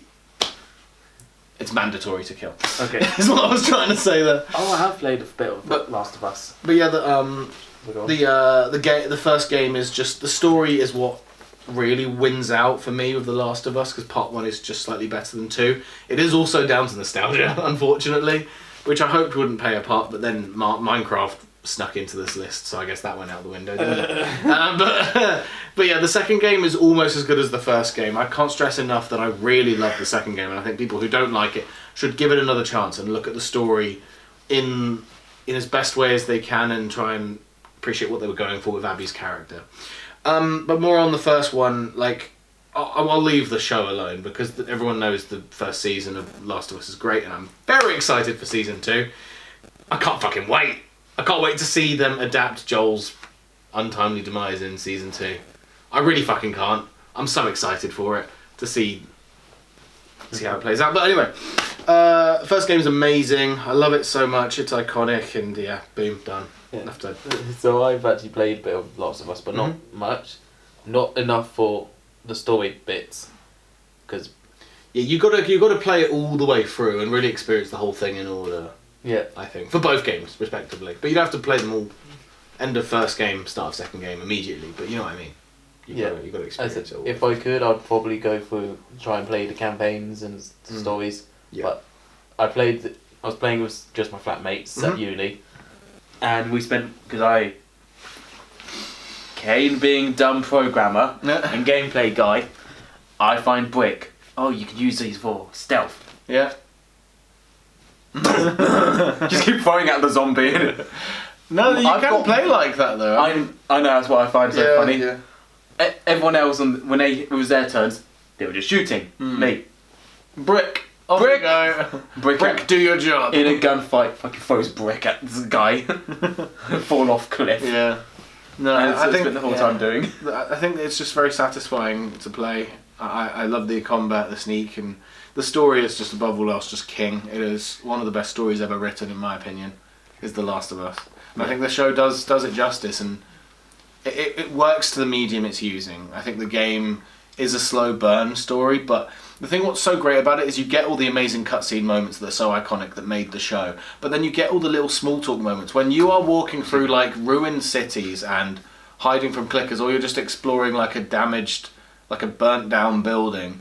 Like there are these like dialogue cues between Ellie and Joel, which are just such nothing thing. They're just filler dialogue, but it adds so much to their dynamic because you're hearing the small talk in real time as you're collecting like supplies right out of a building. Like Ellie's asking about what was it like to drive a car in the old world, and Joel was basically talking to a kid who was born in the apocalypse.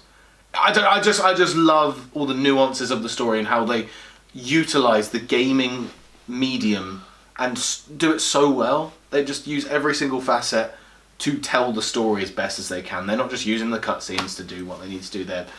It's just I'm done talking, otherwise I will talk about it forever. There's a reason why it could be my favourite game. This top 5 games are all my number one. They're all joint number one for me. Anyway, what's your second favourite game? Let's hear it.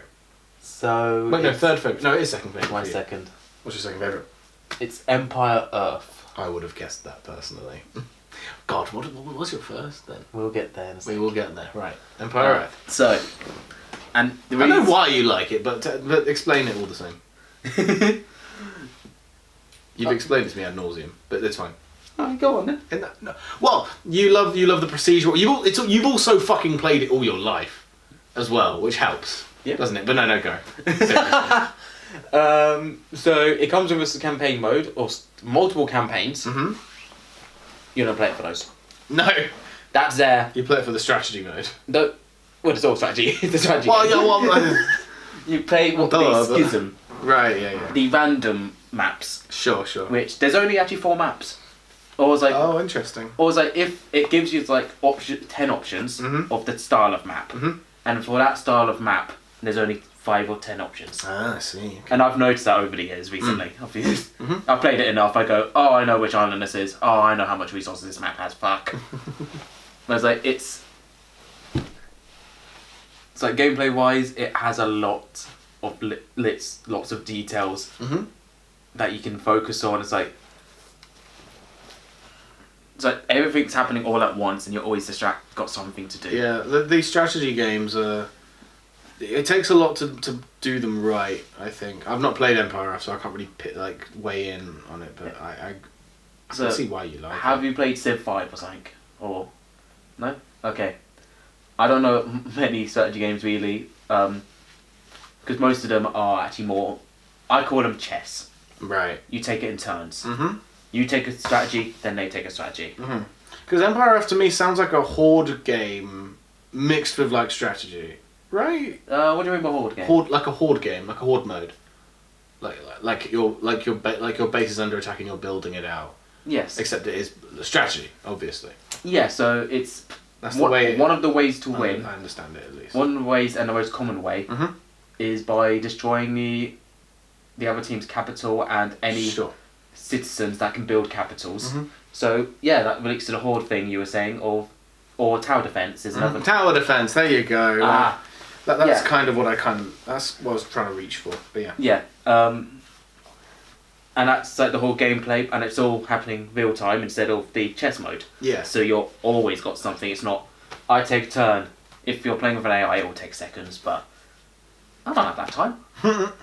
Plus, it gives me time to think. I don't want time to think. I want to react on the spot. Yeah. But if you're playing with a real person, they're going to have to think. Yeah. They've seen what you've done and go, what do I do? And then it's your turn. What do I do? And by the way, what the fuck's happened? Everything is happening. You're under attack, you're under attack, you're under attack, you're under attack.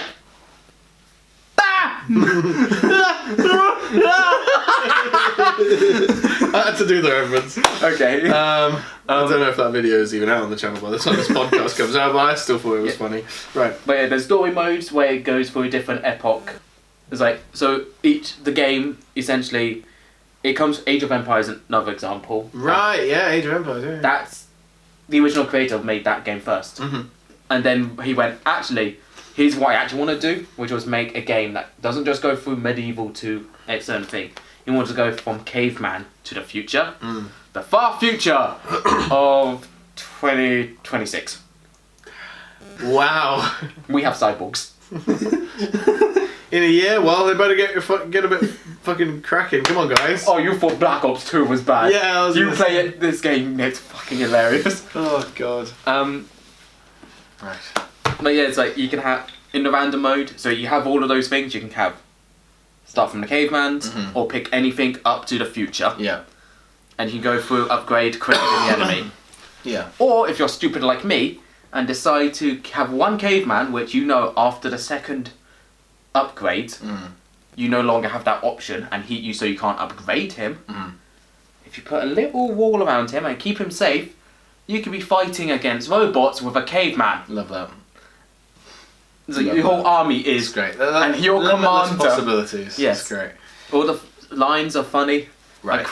Anytime I program now and I have to do a test dialogue, I always pick a random line from the game because they're Oh, too nice. fun. That's fun.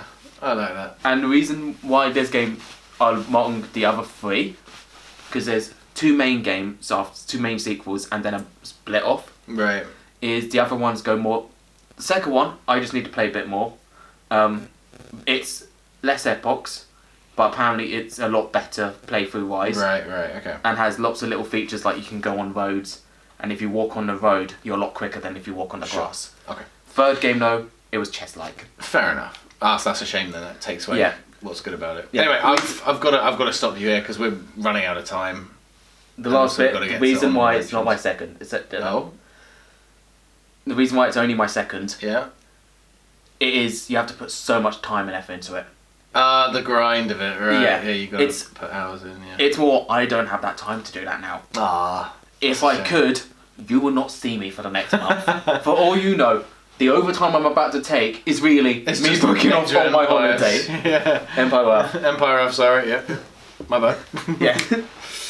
That is Yeah. it. That's Fair play. We have games that are just time wasters. For me, it was out of the 10. It was probably like Power Wash Sim, at least at the moment. Right. Okay. My second favorite game is Hitman Absolution. Knew that was coming. Yeah, of course you did. I have no idea what your first is. Do you not? I can't think of That's anything. crazy, because you alluded to it earlier in this pod. Anyway, it doesn't matter. So, Hitman Absolution. I love all the Hitman games. What I like about them is that some of the entries on here are different than others.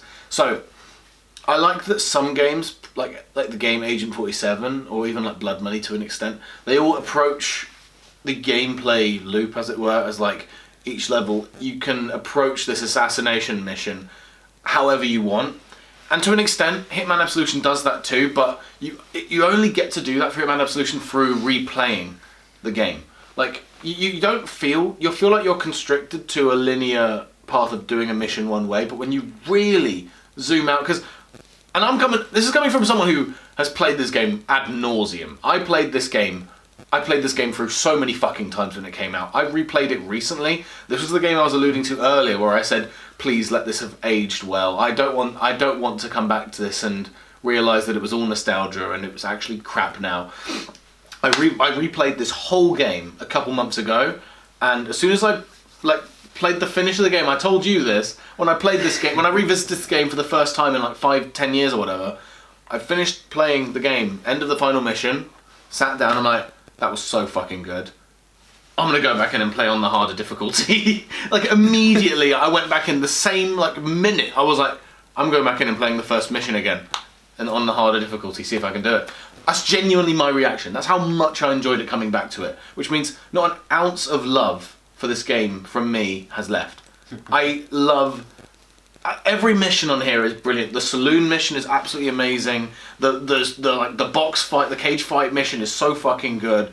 I love the Chinatown missions. I love the spaghetti western missions. The soaked rainy street missions. The nightclub mission. Oh, it's all so great. It's so fucking great. There's not a mission in this thing that I don't thoroughly enjoy, actually. The only bit that gets a bit is when you get to the bits with the kid that steals Victoria for a bit, and you have to kill all of his friends or whatever and go through his little western house or whatever, and that's the only bit that drags a little bit. That's only because it goes on a bit. But I love the barber bit where you get to put him in the chair and you're about to cut his hair, but really you just go psych.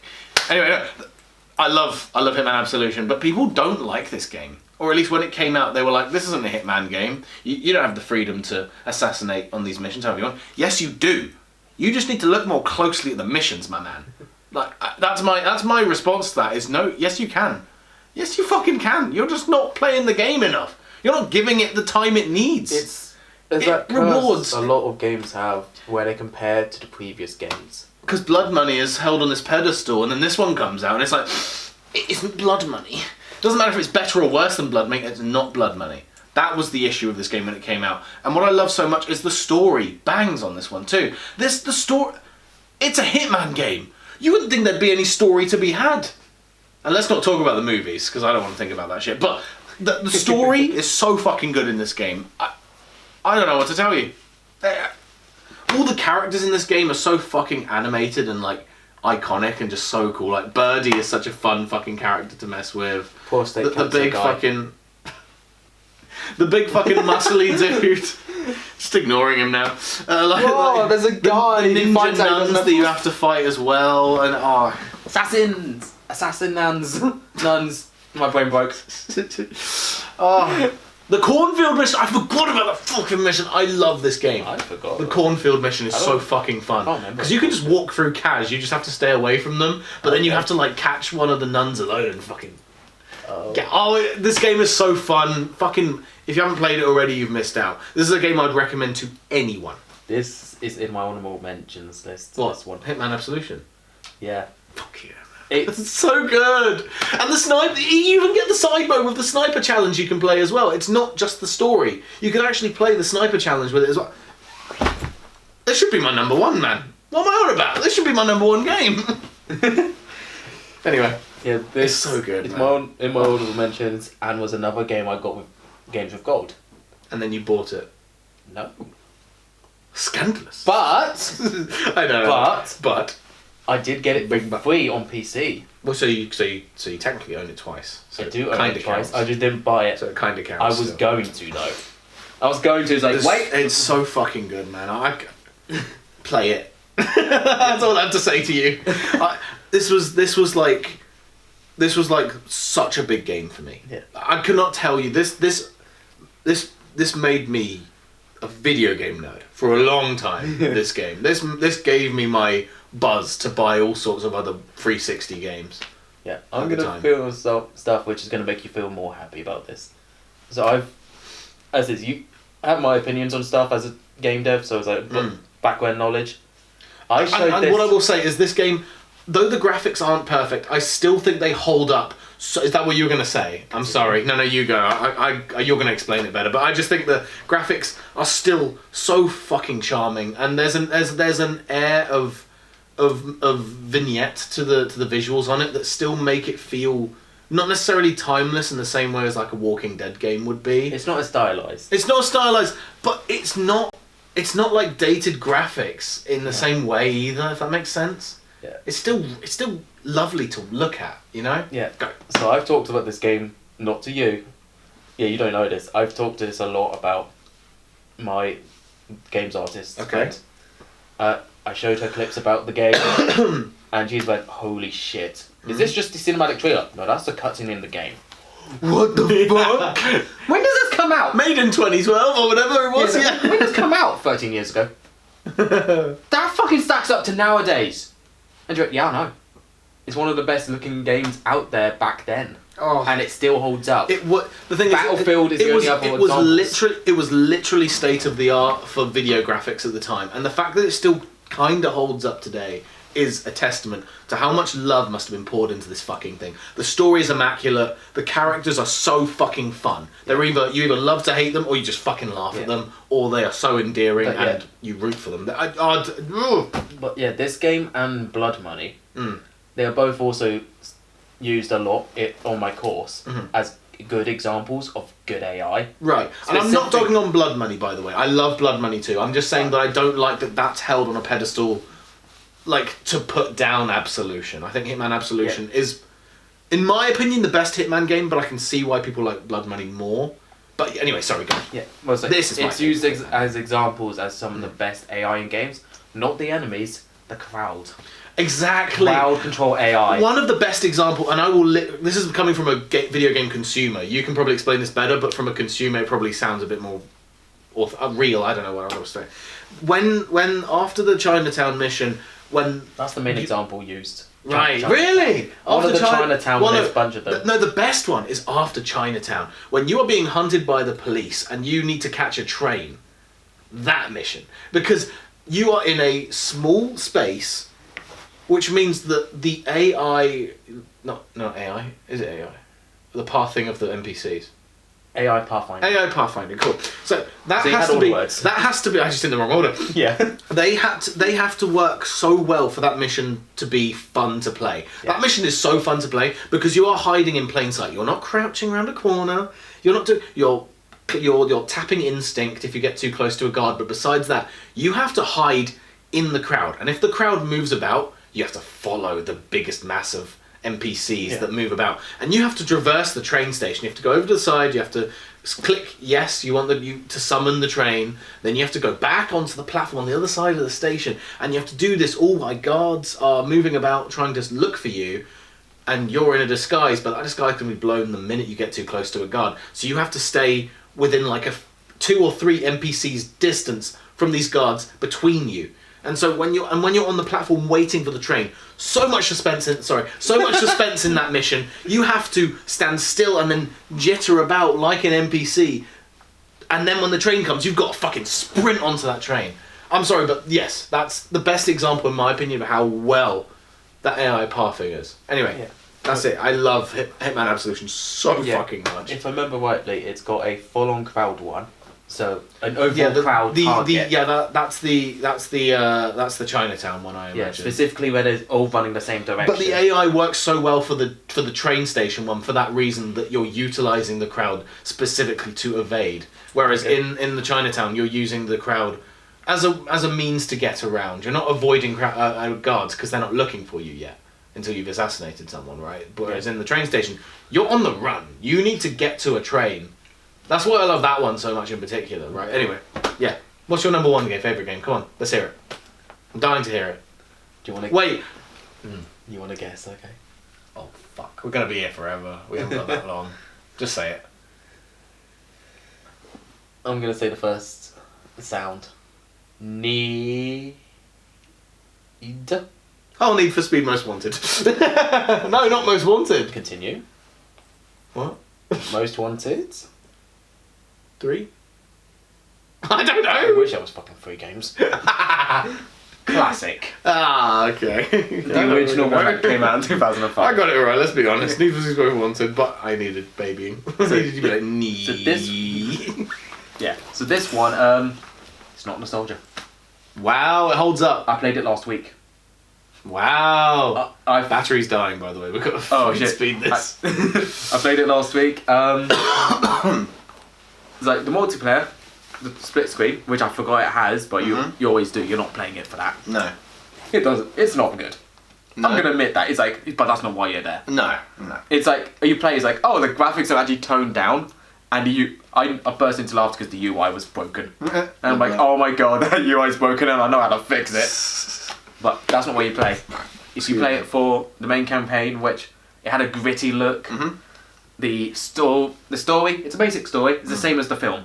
Yeah. You get arrested, and you try and build up the blacklist and beat the guy who stole your car. Right. But it's a simple thing, simple challenge. So you just drive around. There's a free world you can go through. You have to get the police on you, and you could be in a police pursuit for hours, and it'll be fun. Fucking hell, man. And then you just go nitrous. That's fun. I like that. It's like you could be trapped, got all these cars rammed on you, and you just nitrous out going, fuck you, I'm getting out of this pursuit. And then there's the races itself, and there's lots of ideas that I would love to see further. One of them is a wipeout where you have to race, but the person last. Yeah. So if there's 4 of you, once number 3 goes, 4's out. Okay. And so it's last man standing. Sure. That's something I like. Nice. Little things. And it's just a really good and fun game. Yeah. That I'm glad that it's not just nostalgia for you. I'm glad that it still holds up. I played it last week, and it was there for hours. And it also has that soundtrack. Soundtrack Disturbed. bangs, doesn't it? Avenged. No. Avenged, right? Yeah, Avenged. Bullet for My Valentine. I think Skin Dread, maybe? Oh, fun. Love that. Okay. Great soundtrack. I've got to rush you. I do not want to charge my battery It's again. so good. And also, it's nearly 8 o'clock. I know. Okay. So we've been waffling on this podcast long enough. Sure then. My number one. You're not going to guess it, are you? No. It's horror. It's Choose Your Own Adventure. Oh, Until Dawn. There you go.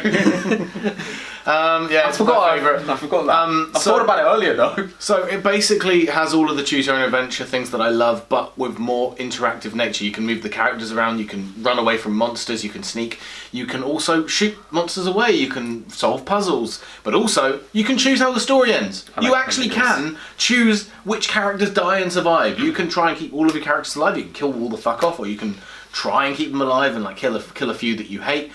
You can do whatever the fuck you want. It helps that the story's amazing, that the setting is amazing, the soundtrack is fucking gorgeous, the idea of the totems and the premonitions of the future is brilliant, the mystery behind the story is brilliant. It's 10 hours of solid horror video game excellency, and I love it so fucking much. And this game was my personality for a little while. I wanted to make games, movies. This game is the reason that I made the video called Escape, where it's the Choose Your Own Adventure video. And that's why I choose to make more of them in the future. Oh yes, and it was this one where you'd make little Lego sets and go, Kane, I'm making a story with you. It's like, making this into a proper video game.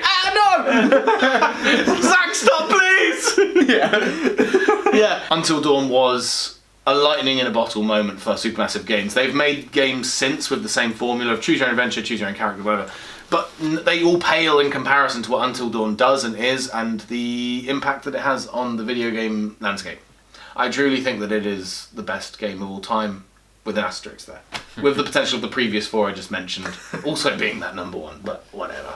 Who fucking cares? I do, because they're my favourite games. Right, honourable mentions. I'm going to riddle through mine real quick. I have 6. I'm just gonna list them off. So, Resident Evil 7 Biohazard. Okay. Trials Rising. Okay. Left 4 Dead 2. Okay. Raft. Phasmophobia. Bloons Tower Defense 7. And Warframe. 7 or 6? I saw you playing 6 last week. No, it was 7. I don't have 6 on Steam. Okay. I'll hold you to it. Well, I can check later if you want. No. What are your honourable mentions? Payday 2. That's it. No. Payday 2. Hitman Absolution. Yeah. Oh, there was another one on my tongue. Borderlands 1. Oh, fun, yeah. Which everyone prefers 2. It took me too long to get out the snow area. I couldn't be bothered. Fair play. Hmm. Speaking about Resident Evil, I love the Resident Evil franchise, and it was very close that Resident Evil 7 was on my top 10, but it got beaten out by whatever my 10th spot was. Fair enough. Okay. Gran Turismo 3. Oh, fun. I loved that Love as a kid. Forza Horizon, the original. Cool, yeah. That's it. That's Yeah, our honourable mentions. absolutely. That's our top 10. I wish we could waffle on more, but we've waffled enough already. I Our could. battery has already died once, and we don't want it to happen again. And we probably could make a whole extra video about how to make a good game, and we can elaborate on...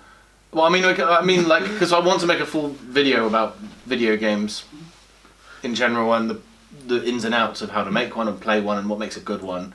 Like the actual criteria of what makes a good game I'd like to do in the future. Okay. And we can insert So no pressure more for about- guys not released games yet. and we can insert our own biases about Until Dawn and Need for Speed Most Wanted in there somewhere as like a little, because we didn't get to talk about our favourite games. Yeah. For the record, At the end of I know this. the flaws of my top 2. And you know how to fix them. So that'll be a good podcast to do in the future Yeah. then. Alright, awesome. Not even that, it's like they're that high despite their flaws. Yeah, I mean, if you're that much of a fan of something, then you're going to be able to notice the flaws at some point, and you're still going to love them despite that. Yeah. Right. Thanks for watching. That was our top 10 games plus the honourable mentions at the end. Thank you very much for watching. Thanks for sticking it through to the end. If you did, you are an absolute trooper. We're going to go and down some Strepsils until our throats stop dying after all this talking. And goodbye. And now the battery isn't going to die as fast as we thought now, is it? It's flashing This red. is awkward. There's a flashing red. Shall we just wait? I mean, we could wait. Shall we just wait it out? We could. Do you want to talk about Most Wanted a bit more for a sec? Obviously. Give me a little time to talk about Until Dawn a little bit. But Yeah. we're just going to keep talking until it cuts out, aren't we? Yeah. I like this. I like this. I hate the drag race. Yeah. I hate the drag races. It's a cool mechanic. It forces you to do manual, which I only found out because my brother last week. In the automatic cars, you can still do manual, which pissed Nice. me off that I found out. But I hate the drag races because you hit an object, you immediately fail the mission. Oh shit. Yeah. Ah, that's a shame. Until dawn. Go. And I love. What do I love? I love everything. What I love is that the opening sequence. I love the opening sequence. You're like playing from a character that you don't know about because it's advertised that you're playing as like the 8 main ones, and then you play as this other girl called Hannah, and you're like, who's Hannah? And then you realise, oh, there's this bear, and then you realise the twist that it was a flashback. And you couldn't have changed the events. It's such a cool twist to me because it's a game that was advertised as being you can choose your own story, and you can, but after the jump to present day. And I love the twist. It's like, oh, that was a flashback. We can't change the events of it. I really love that twist of the opening bit, and I just love the entire tone of it. I love that you can, like, between the chapters, you can swap between playing as Mike to Chris to Sam to Ashley, etc. And I love that they all have their own personalities and they all react to stress and danger in very different ways about the story, and you can influence how they react to stuff because you can change their character traits throughout the game. That's an actual thing you can do. It's really, really cool. In my top game, you can change how the car looks. I can make it purple. Oh no, my dad got so pissed off when he saw I made a a Lamborghini full on bright purple. Brilliant. He went, "What have you done to my fucking Lamborghini?" He said, "I made it purple." I fixed it. Oh, I didn't fix it. I fucking broke it. Was it? Yeah, lots of races. All the enemies you have, the blacklist that people have different characteristics, and you can win their cars. And I found out how the pink slip system works recently, Oh. and it is such a cool and interesting system, but it's way too predictable. Oh shit. Fun. That's it. I can see its flaws, but it's those flaws like I didn't play it for the flaws. The flaws aren't bringing us down. Yeah. Everything else stays up. This game has full on speed. I mean, even my brother, he went from playing the multiplayer against me, he went, "Oh, it's not that good." Then I went, "Play the solo." Gave it to him, and he went, "Holy shit." Never mind. Yeah. That's a whole different game that we'd all just play. Yeah, I know. There you go. Yeah, I love in Until Dawn. I love that, like, you're basically watching a horror Started movie longer play out. before. I know, it really is, but I'm just going to keep going because I fucking love this game. I love that you're basically experiencing a horror slasher in real time, but you get to influence what happens. And I love the cheese in it. I love how wacky the characters are. Like Josh, you know that he's going to be the twist, like, bad guy, but not really because he's a troubled character and he has a backstory. He's Is the he one played by Rami Malek? Rami Malek, yeah. I like him. Yeah, he's brilliant. And he plays it so well because he knows that it's obvious. And we know that it's obvious that he's going to be the twist guy that's terrorizing the other 7. And his death was fake and all that. And it's like, I love it. I love that it's just like a horror movie, you know, where you know that the twist death wasn't a death, you know what I mean? The body. Exactly, even though you did see it get cut in half, but Huh? yeah, there's a saw blade and he gets cut down the abdomen. But Did you see the two halves? yeah. Is he just? But it's a prosthetic lower half. Oh. But he's like hidden behind a wall. That's how they Okay. explain it away in the moment. But he's the twist psychopath. But when you further learn about the deeper layers of the story, you learn about his troubled like mental health and what the disappearance and death of his sisters did to him, and everything relating Which to that. was the flashback, wasn't it? Exactly. That's the similar to- story is so tight knit and perfectly like cultivated for all of the characters. That reminds me a tiny bit about the Friday the 13th reboot. Okay. It was a flashback, and then the main film, after we've already played watched half an hour, Right. was about her older brother trying to find her, Okay, that's fun. and that's the story. Have you not seen that film? No, I'd stopped watching Friday the 13th after. Oh, what was it? What was it, like the cult one? That's 90% number. The one where he becomes like literally immortal. Oh, we'll get drunk one day and we'll just watch it. Fuck no, we will not. I refuse. They suck ass. The twist in there is a twist in Need for Speed. Oh, is there now? Yeah, it's a predictable one though. Huh? Yeah. The female, like these old games, like you can tell it's an old style game, is to get people to play the game. They just had hot chicks, Lovely. and the one that's What a twist. and the one no, the twist. No, is, I know, I'm joking. The twist is the hot female protagonist Yeah. is an undercover cop. Love that. And it's like okay, That's okay, fun. it's like okay, that's a normal story. Fucking, Why not? Fast- Thrown into Fast and like, race Furious did games. that. Yeah. but do you know what? Might as well. She's an Why undercover. not? It wasn't hidden well. But as a 4-year-old, you're not gonna fucking say that. No, exactly. Like a 5-year-old Yeah. came out in 2005. Yeah. I think we're about good. I think we can actually wrap it up for real now because I'm pretty happy Yeah. with what I said about my final game. Is there anything I'd say about the others? I talked your ear off about Absolution. I'm fine on Hitman 1. Yeah, I think I'm good. You good? Wrap it? Most of my top games have aspects. Again, I want to do a video on it, like you said. Mm-hmm. We can break down what makes a great video game. Or I'd like what make those games precious to me. Because Yeah. those things, the criteria I of what want- make the games great. I I want think to we make should those. do one. I think we should do a podcast about breaking down what I look for in a perfect game and what you look for, respectively, and delving into what could hypothetically be the best game ever. Right. Cool. Keep you tuned in for that podcast whenever that comes out, and yeah, we'll leave it there. That has been us waffling about the games that we love so much. This is the outro for Realsies this time. you really fucked that up. Well, I thought it was gonna die. I mean, it died so fast last time. I mean, what? Yeah. It didn't die last time. What are you talking Well, about? we're immortal. Oh, is that not the joke we're going with? Okay. Thanks for watching, guys. Bye-bye. Bye. Oh, my back is really hurting. I do not know why. I've just been sat down, but maybe that is why. Oh, I'm just waiting to see if it does turn off. Me too. It's like we've just done all of that. And then it dies there. Even though we were going for the bit where it cuts us off mid-sentence. Yeah. Is it gonna do that? Or is it just No. gonna fucking troll us now for the I next reckon it's going to do 10 as soon minutes? as you stand up to turn it off. It's going to turn off. Should we test that theory? I'm hungry, and you were hungry half an hour ago. I was so hungry and now that is gone. Oh, is it? I'm in my fasting period right now. Ah, shit. See, I eat a lot later than you. Let's go. Oh, is it gonna cut off? No. It's not, is it? It's really not. You fucker! You cut off so quick after the last. I'm talking to the camera now, not the audience. You cut off so quick during like the last like half an hour, and now it's just like, yeah, I'm just gonna chill. Yeah, I'm ending it. I'm ending it here. This is where I'm cutting off. If it cuts out as I stand up, I'm gonna laugh. Please do. Please do. Come on. Boo! Disappointing. Turn it off. Please.